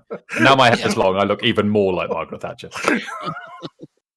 And Sue, you can't have been a recent Prime Minister because you didn't intersperse the Latin in there. Yeah, that's true. I don't actually speak any Latin at all. So. Although Ventura did just say you have the hair to match. Anyway, Colin, yes. you were saying. Well, I was about to say, plus he hasn't lied yet, but there you go. Anyway, it goes back to Sony Online Entertainment, or SOE. Back in my day, it was only 2003. You would end up subbing for one particular game, and that would be quite expensive by today's standards, about $15 a month. Which, but what would happen was that that £15 a month wouldn't actually just go to the game; it'd just go into the general fund for the for the company. I mean, you have the advantage with EVE Online because they only have one game, so by subscribing to that, the money's going to just that one game. But the amount of time they have tried to branch off into other ones and wasted that money, it must really annoy some EVE players. But I mean, my point was that the problem is when player numbers drop under a sub model, they then just shut the game down. That's it. It's sunset. Which, if you've ever been through a sunset of a game, it's absolutely horrible. And my experience with SOE was the fact that people switched their accounts from the from the Matrix Online, pay once a month, £15 a month, to the Game Pass, which was £20 a month, but you got access to EverQuest and Star Wars Galaxies and all their others. But, and this was where the real kicker was, they didn't count people who do that pass as people that still played the game that I originally wanted to. So basically they said there's only 500 subs left in that game, so we're shutting it down. When actually there was still about 5,000 to 10,000 people still playing. And basically when you lost your playground, you lost all your friends and contacts that were in that game, and it was heartbreaking. And that's what I'm worried about when it goes to a kind of sub model, because the money won't go back into Elite. It will go to whatever else they're working on. Because as you said, once you've handed over your account, it's not yours anymore. It's theirs, and it's their choice to do what they want with it. Shan. Yeah, I mean, just picking up on a couple of points that are in chat. I mean, in a way, if you play online on a PS4 or Xbox, you're paying a subscription indirectly anyway, because you have to have subscription to Xbox Live and the PS Gold. So there is kind of a sub aspect to that, but I think you have to look at the way games have been going since about 2006, really, is that the age of having a subscription model has gone slowly towards buy-to-play or free-to-play with a in-game store or some sort of cash store. And you have to ask yourself, why is that? Because if a subscription model worked in gaming now, it would carry on. But there has to be a reason why it's dying out as a way of funding games. And I think what happened is, as I said earlier, that players tend to be much more casual, because if you pay your £10 a month, and I paid sub games as well. If you pay your £10 a month, you kind of feel obliged to play it because you're paying that amount each month. So it builds it. It starts a kind of this is my second job mentality because I have to play enough hours to warrant it. So you end up playing for the sake of it rather than the enjoyment. But I think you just have to look at where the industry's been going as to think why the sub model is being phased out. Yeah, okay. I mean, I'm pretty sure Ashes of Creation is going to be a sub, and Dual Universe is a sub, and which is in beta, and I think is New World a sub, or is that going to be buy to play? I can't remember. When you say sub, though, is that if you don't pay your sub, you don't get access to the game, or is that if you don't pay a sub, you don't get as many benefits? Because I know, for example, in Age of Conan, which is one that I played for a while, they have a dual model. I think Star Wars as well, actually. If you can play it for free, but you don't get as many character slots, or you don't get as many inventory slots, or you don't get access to some content, which you're then unlocked when you pay. So you don't get as much if you're free to play than what you do sub. So the games you just mentioned, are they the former where you don't get to log in unless you pay, or is your functionality limited? Yeah, okay, that's a good question. The Dual Universes don't pay, don't log in. I don't know about Ashes of Creation. I've got no idea. I know actually Eve has moved to the model that you've just described, whereby they have a limited free mode. There is a slight other. There's another slight point which I wanted to raise, which was that I think it would be cool if the cosmetics were anchored within the Elite universe rather than being essentially a separate cash shop. It would be cool if painting your ship was done in the outfitting menu and could be bought with credits. It would be cool if we didn't need a separate currency. It would be potentially more varied and less immersion breaking. So I don't think it's. I think there are other slight arguments, but I don't disagree. That's not me disagreeing with anything any of you have just said. I'm just adding something that I forgot to add earlier that is a factor, I think. Well, there's a couple of things that I have a problem with that, because as soon as you say, "Oh, you use your normal credits to upgrade your skins and things like that," that's when gold farmers start to get involved. Which well, it's no different to the way the game works now. Buying goods with buying a paint job with credits is no different from buying a new frameshift drive with credits. The thing is, though, if you bought paint jobs with credits, you wouldn't then bring any money in the Frontier, because there are people in game who have so many credits they wouldn't ever buy anything from the store ever. No, I know, but that's why you'd have a sub. I'm just saying that if you had a sub, you wouldn't have a cash shop for cosmetics, and therefore the cosmetics would be bought in universe, just in the same way that any other outfitting item is. Does that make sense? Yeah. And I just completely forgot the point I was going to, but never mind. Sorry, Shan, do you want to go in? Yeah. Well, I was about to. I was about to compare some other games as well that will go free to play or actually are buy to play. I'm trying to remember. So I've had Star Wars. I think Elder Scrolls, didn't it? That went free to play with some some disadvantage if you didn't sub. I think Elder Scrolls went that as well. Remind me about Eve. I'm trying to lose my point now because it's so long.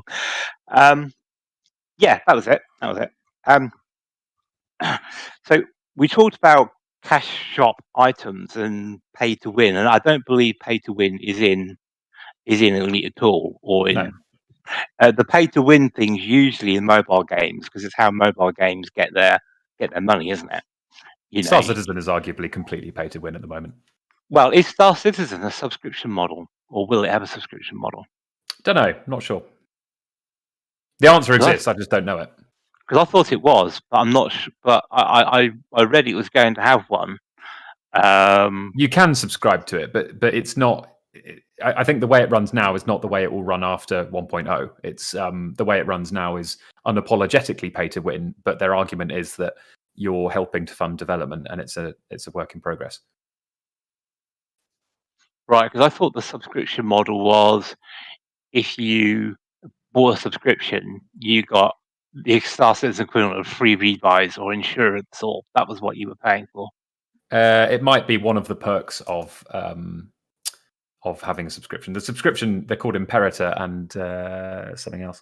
And I think it's 10 and 12 quid a month, or 9 and 12 quid a month. And they give mostly behind the scenes access. So they give you get access to certain chat rooms, and you get the development magazine from CIG, and you get to fly a ship for free in the game every month, and you get early access to new patches. So it's primarily not about game advantage. It's primarily about development insight. Right. Well, I'm going to put my archivist head on here because I know a little bit about this. The reason that free-to-play suddenly exploded was thanks to Dungeons and Dragons Online. Huh. Now, yeah, believe it or not, that game was failing horribly under a subscription model.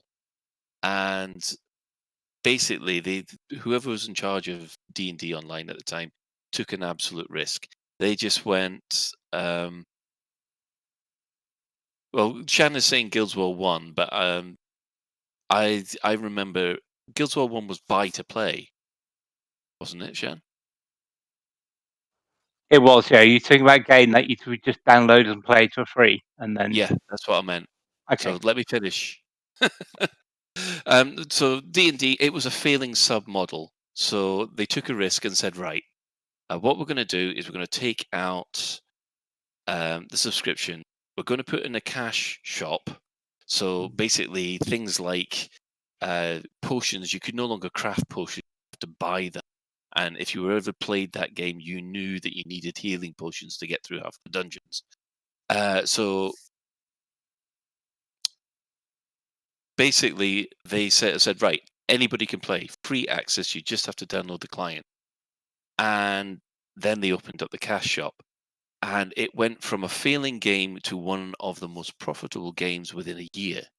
Wow. And as soon as that happened, every other game company got on that bandwagon.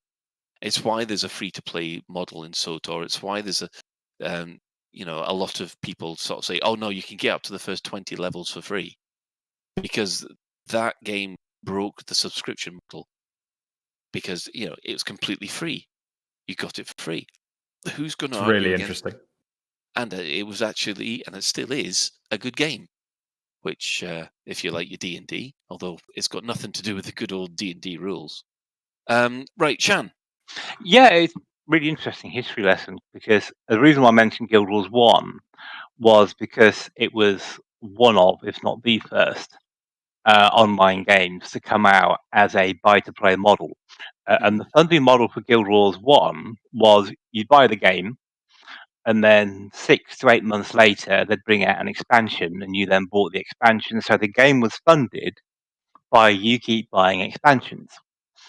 And there wasn't a kind of a in-game cash shop or anything like that. It was just buy the expansion, buy the expansion, buy the expansion. Now the problem Guild Wars 1 ran into wasn't one of finance, because it was quite profitable. The reason was the mechanics of the game just got so complicated, and by the time they got to the third expansion, it was impossible to balance, and that's why they came out with Guild Wars 2, which was buy to play, but that had quite a successful in-game store that you accessed buying gems with real money. And I think that this leads us on to the store alert thing, is that maybe one of the reasons why we're a bit cynical about the store alert is the in-game store doesn't at the moment offer anything particularly compelling for us to spend our money on. And so we're feeling that somehow we're not getting the value from the in-game store. And I think what you said, Colin, was the in-game stores that are successful buy-to-play or free-to-play games all have things that actually players want to spend money on. And I think currently the ship skins and what generally are not things players want to spend money on. You only get really a jump in ship skins is when you have new ships. But yeah, we'll just have to wait and see. And we will have to end this point on the fact that, according to the last quarterly review, Elite Dangerous has generated for Frontier over £100 million worth of revenue. How much of that is store and how much of that is game sales? I'd love to know. What? They didn't break that down, unsurprising. But considering that there are only 4 million bought copies of Elite Dangerous, that's still quite a huge chunk which has been handled by ship skins and additional add-ons. Think about it. Wow, yeah, that's a really good point. So yeah, I think, and David Braben has always said he's been quite vocal about the fact he doesn't want it to be pay to win. So yeah, that's astonishing. Actually, that means that unit sales have only been 4% of the revenue. That's incredible. Oh no, sorry, that's if they all sold for a quid. Yeah. But most of them would have sold on sale anyway. So it's probably and most of the ones that were on sale were between £4 and £7. So it's probably not. It probably does imply that the unit sales on their own are a pretty small percentage of total revenue, like between 10 and 20, maybe. Interesting to see the cash flow as to whether or not what has caused that spike in revenue. But anyway. Yeah. Ben, jump in there.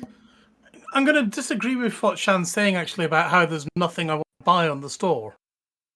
I will agree that there's nothing new on the store that I'm wanting to buy. But I've paid a reasonable amount of real money in the store to buy ship kits to customize the look of my ships that I like. I've bought a couple of Kovas's that I like. I've bought some of what I consider nicer ship skins. Now, I'm not going to buy ship skins for ships that I don't fly. I'm not going to buy ship skins that I don't like the look of. But there is good stuff on the store. And especially if you're a newer player, then, hey, you might want to customize your Sidewinder, or you might want to go and spend 50p and buy yourself some sunglasses. Okay, Shan, do you want to quickly come back with that? Yeah, looking back on the previous point I was making. So Ben, in the last 6 months to the year, how much have you spent on ships on the store? Well, let's say since ARCs came in. Let's say since ARCs come in, have you spent more since ARCs came in, or less since ARCs came in? I have spent £0 since ARCs came in, but that's because I haven't either. I haven't spent a single pound on the store since ARCs came in. But I'm different. I put money. Okay. Since ARCs has come in, there have been no new ships. I've got ship skins. I've got my ships all looking how I like them. So I've had no need or desire to buy ARCs, to buy ship skins. If, for sake of argument, we all of a sudden got a Merlin, and then they were to release lovely ship skins for that Merlin, maybe a nice white and blue ship skin or something like that, then I might consider buying it. All of us on the show probably bought the stuff that we wanted to get the ships we wanted looking the way we wanted them years ago, frankly. Yeah, that's a really good point. That is a very good point. I know I spent quite a lot of money in my first 3 years of playing Elite because I was still buying ships that I had my eye on. and it was before I had all the ones I wanted. Yeah, and I think that does go back to what I was saying, Ben. I think we do agree to the kind of is that the issue now is we've all got the ships looking how we want them to look, and the stuff that's been presented to us in the store doesn't inspire us enough to go and spend bucks on them. Yeah. So It's yeah, basically going off and saying the store alerts aren't marketed at us, which isn't a big surprise, frankly. Yeah, I don't want people to think that I with the store alert thing. I don't want people to think that I really resent Frontier's desire to monetize Elite, or I think that they're tasteless or poorly done or crude or whatever. They're not. You know, the store alerts are fine. I literally just do it because it's funny. I don't have any.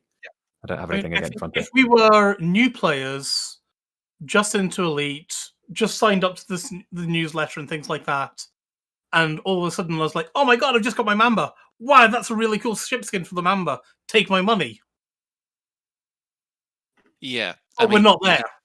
You can just imagine how the store is going to evolve as soon as everyone wants to wear jackets when they're running around.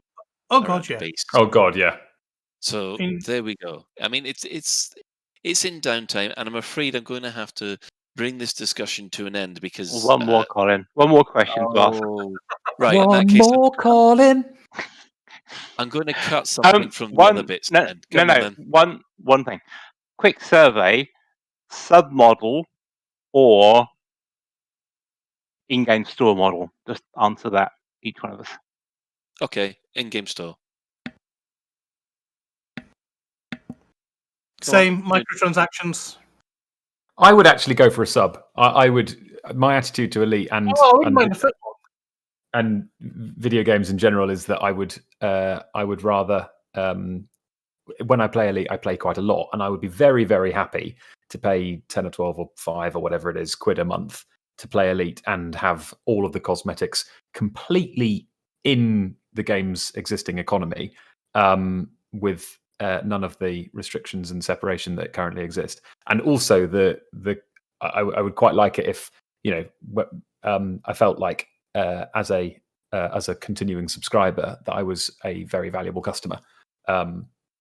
So yeah, my slight preference would actually be for a sub, I think, but that comes from a position of complete ignorance, and I've never played a game with a sub. Okay, so I was gonna say in-game store, but however, if Sue wants to pay me £10 a month personally to play Elite, and out of that £10 a month, I will allocate him £5 a month to play in the in-game store like pocket money, I would be in favour of that. Great. Right. That's the end of that discussion. And we're going to have to cut something from our community corner because we're running out of time. So, Lave Radio, transmitting to every corner of the galaxy. welcome to the community corner. Well, we've got a few things to cover tonight. The first thing that we will actually acknowledge is that there's yet another podcast out there called Squeaking Fuel. Now, Squeaking Fuel is basically it's a podcast run really to emphasize the work of the Fuel Rats. So if you want to know what the Fuel Rats are up to, Squeaking Fuel is where you go, and we will pass their Spotify link to you in the show notes. They do have an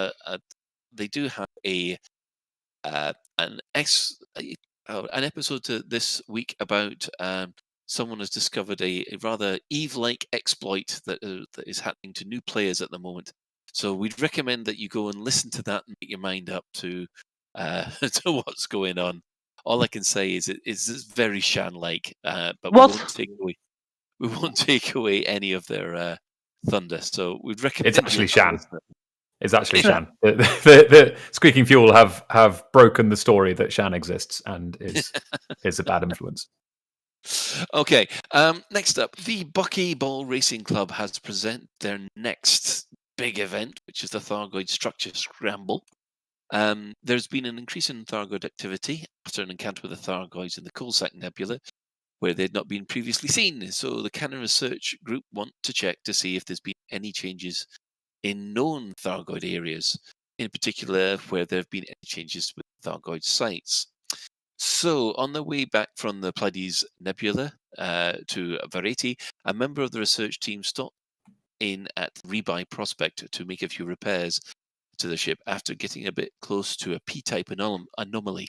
She heard about Bucky's bar and took the opportunity to grab a cold drink while waiting for the repairs to be complete. You have to be really careful around these anomalies, as I've found out, she said to Bucky. I'm supposed to be examining these for Thargoid structures, but they don't have the same thrill as trying to research an object that fries your ship while you do it. She knocks back her drink. And asks for another. But I still need to gather some data, and I need lots of it as quickly as possible. Well, said Bucky, I think I know the group of people to help you get something done. So Bucky has now put out the call to all pilots from the Buckyball Racing Club to help Canon with their research. Wagon wheels have been promised as return. So the race synopsis is that it will start at Reed's Rest in the Merope system, where all Thargoids road leads, and pilots will be required to visit 3 Thargoid structures and scan the central device to gather data. However, in order to access the bases, you'll need to have a Thargoid sensor in your hold, and unfortunately there is a crash site nearby where the sensors can be reliably found. I don't think there'll be much to worry about. You have to be aware of high predictions, because as soon as you start carrying a Thargoid sensor, the Thargoids start to take. So the route goes, start docked at Reed's Rest Station in the Merope system, fly to the crashed Thargoids ship, planet A4A in the HIP 17403, and collect the Thargoid sensor, fly to 3 different Thargoid structures and scan the Thargoid device in the central room, return to Reed's Rest in the Merope system. Fastest one wins. What do you think to that? I think you should read audiobooks, Colin. It's just so dramatic. It does sound great. It sounds really fun. Yeah, I must admit, I think I'll sign up for that one. And because I always love outrunning Thargoids because it's actually quite fun. Now, there is a thing about the anti-botting agreement. Can someone tell me about this? I guess I can say about that. So, the TLDR of that is a bunch of commanders and player groups on the forums are basically signing something that means absolutely nothing, saying we don't support botting. And, yeah, you're right, I don't support botting. I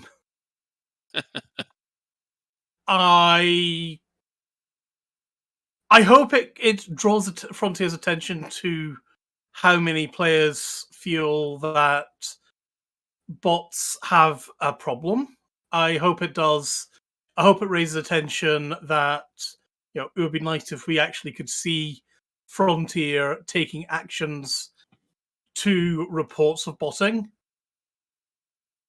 But we've been covering botting since 2018, I think it was, if not before. Yep. And players have been banned, and they've come back a few days later. They've been banned, they've come back a few days later. It takes a hell of a lot for somebody to be perma-banned. Does seem to be, doesn't it? And even if they have permanent banned them, they, we don't know. The only one that we know about is Harry Potter has been permanent banned.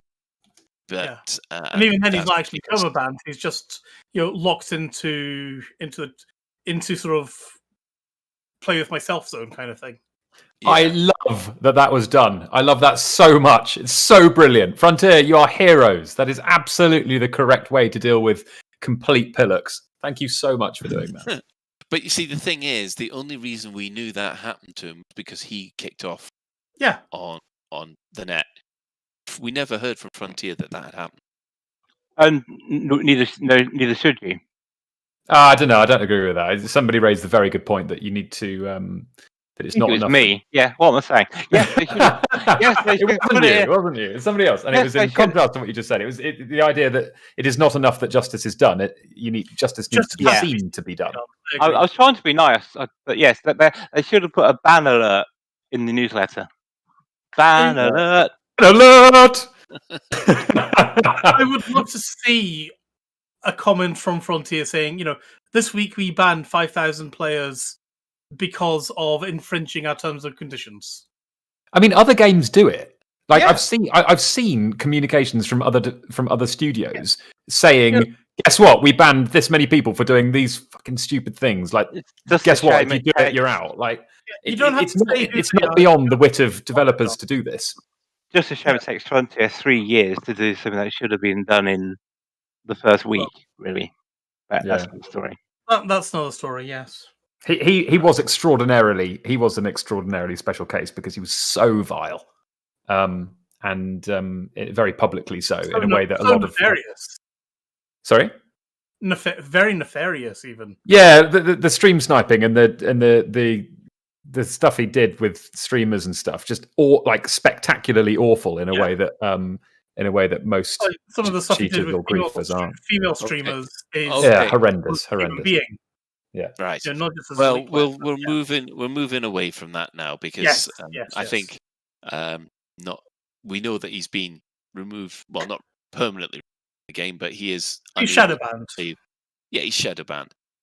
So I think that should be the end of it. But let's. But I would like to see everyone else get shadow banned too, and be told about it. Did you say everyone else? Everyone else who deserves it. Well, if everyone gets shadow banned, then that sort of means you're shadow banned by inference. Yeah. I definitely deserve It means we should really have offline mode if everyone's shadow banned.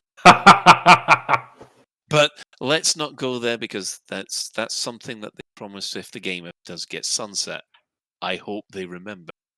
Anyway, moving on to any other business. Now, has anybody got any other business they want to bring up? Nope.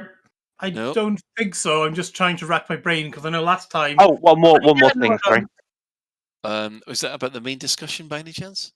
No. It was about something on the forum about the AMAs have been retired for a little while. Yeah, we covered that last week. Thanks, Jan. I'm reminding people because it's such a long time ago. And so much happened in the world. Yeah, the one thing I would say, I guess, we haven't had a official Elite Week, not Elite Week, official turning the wheel thing, but I know that they're in their position to jump off and hit Sol, and I believe they're heading off to LFT 509, which is the big one. That's where, if anything's going to happen, I think that's where we're expecting to see it, and that's bloody exciting. Well, good luck to them, and I hope something's there for them, to be honest. Right. Oh, there is actually been a lot of discussion about whether or not we should ask Frontier to have a station named after Mira Furlan, who passed away. No. No. I love Delenn. I love Mira Furlan, but frankly, I'm getting sick of all these name a station after somebody. What, even Captain Tom? Die every single day, all the time. Like a lot of the classic sci-fi stuff came out in the 60s. It is inevitable that the casts of those shows are going to die. If we take this approach for every single high-profile death, then the entirety of Elite Dangerous will end up with like one big mausoleum. And frankly, whilst I loved Babylon 5 and I loved Mira Furlan, she's not as much of a cultural significance, I guess, as say Spock was. You say Spock and pretty much everybody knows what you're talking about. You say Delenn and I'd say, well, this audience is probably not a good sample thing, but I go off and say Delenn or Babylon 5, and I think maybe one person out of my office might know what I'm talking about. I don't see the harm personally, Ben. There's enough stations to go around. Right. Well, that was an interesting one. Our question for the week is: okay, Are you happy with the present sort of extras Girth. only model, or would you prefer a sub, and why? I think we'll put that out there. See what we come back with. So we'll just quickly do some shout-outs. We'd like to send some massive love to Baz Floyd from Special Effect, who had a stroke late last year. Sadly, despite being in isolation, he also caught COVID.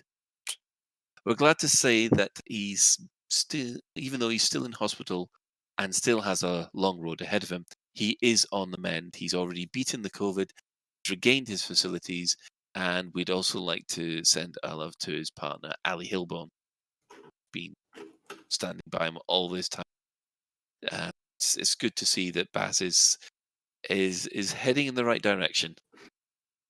So yeah. Our sister station, of course, Hutton Orbital Radio. It broadcasts on a Thursday at 8:30 GMT. You can tune in at twitch.tv, Hutton Orbital Truckers, or just the audio at radio.forthemug.com. For the discerning commander that likes a bit of CQC action, check out the CQC Discord at discord.me/Elite Dangerous CQC. For those that want a literary discussion about sci-fi and fantasy books, please subscribe to the Data Slate podcast, which is created by Station Commander Alan Stroud. So we'd like just to thank everybody who's chipped in the Twitch chat. Any in-game commanders which have buzzed Ben? Have you had buzzing? Yeah, I've been with Chris Mark IV and Miggle while we've been. Well, I've been trying to shoot Miggles from 5 kilometers in the air and failing spectacularly. And I've also been, buzzing around the prison from the recent event.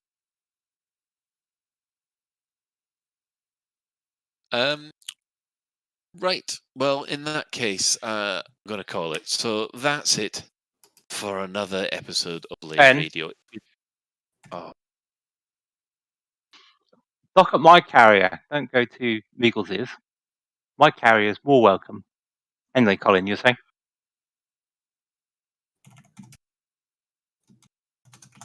That's it for another episode of Lave Radio. If you'd like to get in touch with the show, then you can email info@laveradio.com.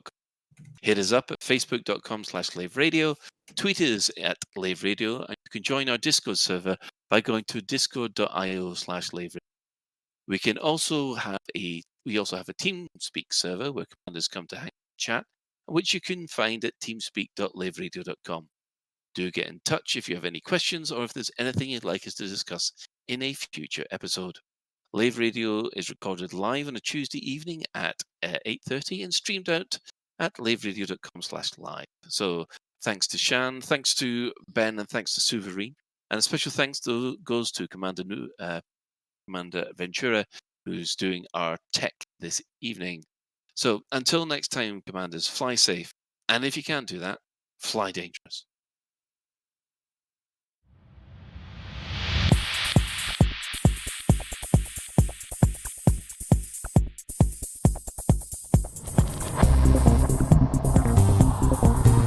Is your life like this? Sounds like someone having an orange inserted.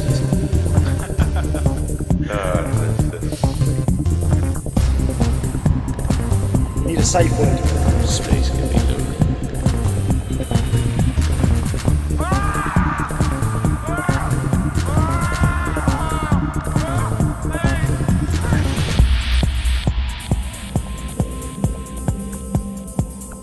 I'm gonna see the galaxy.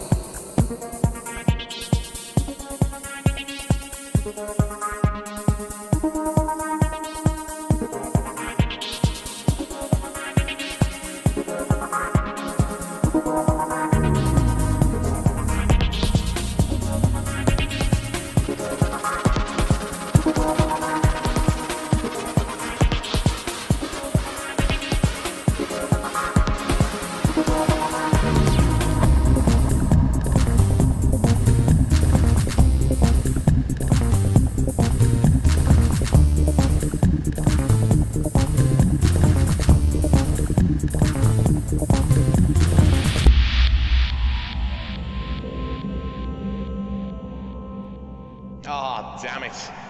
No worries, guys. Hold the fort for 2 seconds. I'll be right back. Forget the Uranus talk. This is the new outro. According to scientists, Uranus is full of methane gas. You've been dying for something to replace your Uranus. I think you're right, though, Colin. What have you done with Shan, and when can we have him back? I don't know. I'm quite attached to this one, to be honest. Yeah, that butt clenching really was awesome.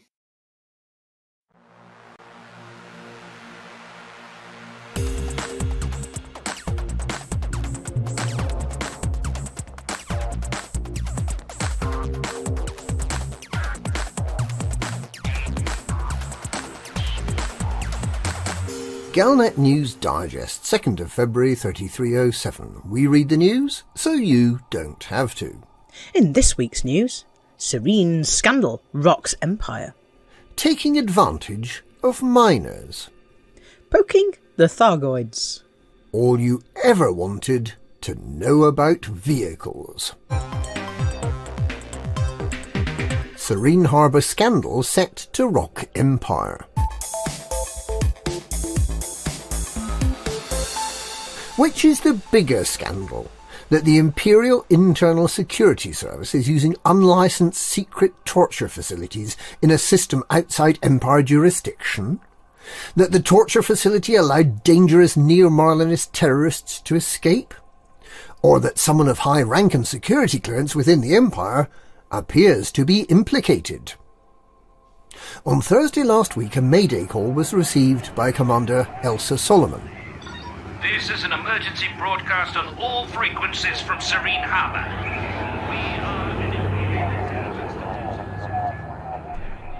It was only a fragment, but it was clearly a distress call. A search was started immediately for the source of this mysterious message.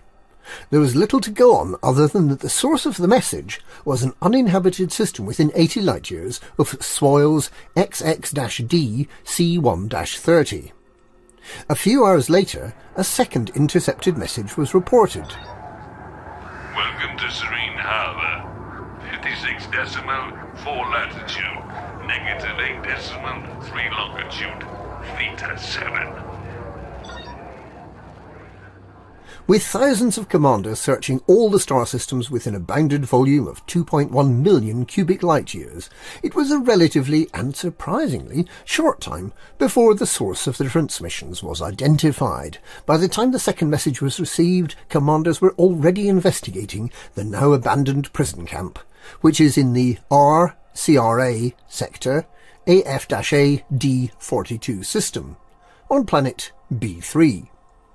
From the information left behind, it appears that a group of NMLA terrorists were transferred to the camp on Wednesday the 20th of January for secret torture and interrogation before a show trial and public execution back in Achenar. This group of prisoners, codenamed Theta, and particularly their leader Theta 7, is believed to be behind the NMLA Thargoid enzyme bomb-making factory in Federal System LTT-1935, a facility that has not yet been found. It seems highly likely that these were the terrorists who had previously killed the 9 martyrs of Kepler Orbital to save them from interrogation by the IISS. The group proved resistant to normal interrogation techniques, so some advanced equipment was ordered in. Early on the morning of Tuesday the 26th of January, as the shuttle carrying that neurosensory amplifier arrived, all the prison camp systems went offline, releasing the prisoners. But worse was to come. The Imperial Guard escort that arrived on the supply ship had also been infiltrated by the terrorists. They massacred everyone in the facility, guards and prisoners alike, except for the Theta group, who are believed to have escaped on the shuttle. This is a massively embarrassing incident for the Imperial Internal Security Service. Prison systems could only have been taken offline and the supply ship hijacked by terrorists if the IISS had been infiltrated. The very existence of an illegal torture camp is something the Emperor could not want to be publicly known. And known and highly dangerous terrorists have escaped from Imperial custody, creating concerns that more starports may be targeted by enzyme bomb attacks. Whichever way this plays out, it's undeniable that the Empire's illegal and unreliable torture techniques coupled with treason from within, have once again put lives at risk. Taking advantage of minors. Several alleged cases of modern-day slavery have been reported, with new commanders forced to work for a pittance while their overseer makes a fortune from their labour. The story, as yet unconfirmed, is that new commanders are befriended by a more experienced commander, who lends them money to kit out a small mining ship with a short jump range. They are then lured onto the experienced commander's fleet carrier, who jumps to a remote system and forces them to mine void opals or painite or whatever the current fashion may be, and to sell the refined commodity to the carrier for a fraction of what it's worth on the open market. The indentured commanders cannot escape because they have no fuel scoop, and they end up making the fleet carrier owner rich, while they eke out a bare subsistence, having to buy all their outfitting and maintenance from the fleet carrier shop. If this sort of behaviour tells us one thing, it's that capitalism is alive and well in the galaxy. The Empire is proud of those who displayed the initiative to recruit their own little band of helpers. It's just like Imperial slaves, only it's commanders. The Noobstranders are performing a useful service, giving the new commanders an important lesson in life about accepting sweets from strangers and about how the people who provide the labour are not the people who make the money. The Galactic Police have been informed of the registration numbers of 3 fleet carriers, but are powerless to act as no crime has been committed. So remember, kids, never take rides from strangers, especially if they give you a pickaxe and a hard hat with a light on it. Poking the Thargoids.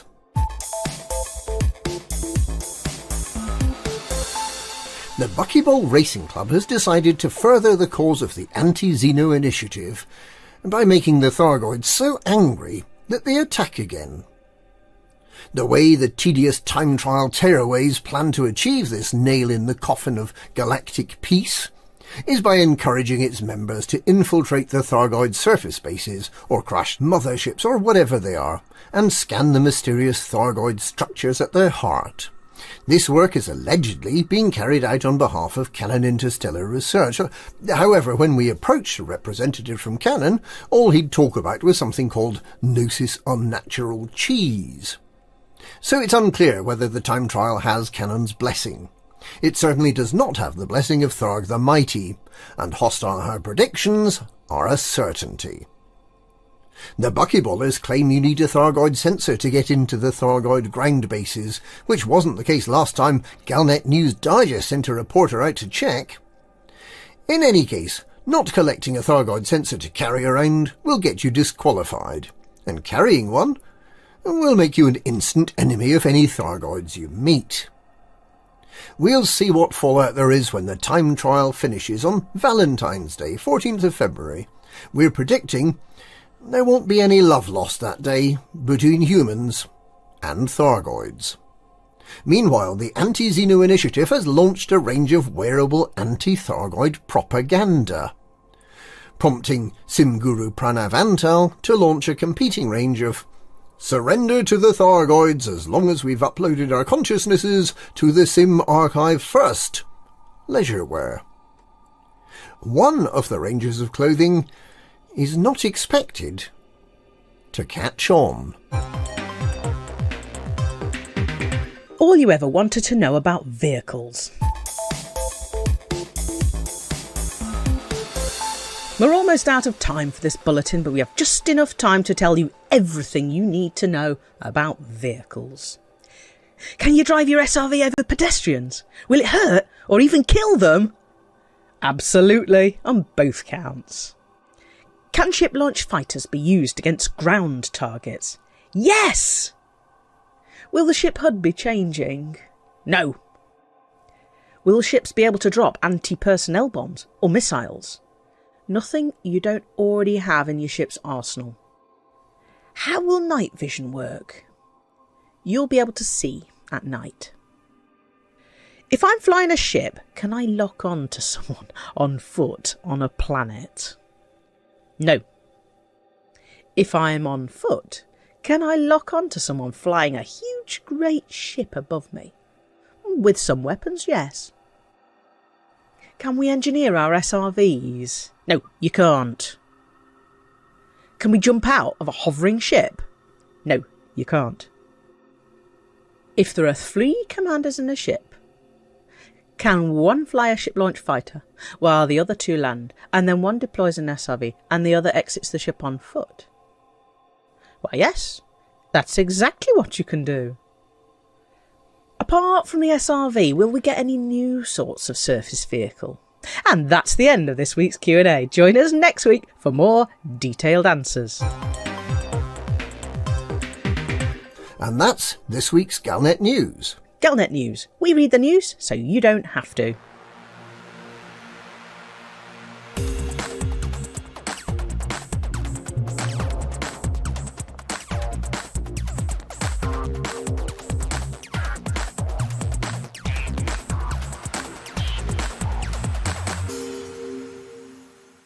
Store alert!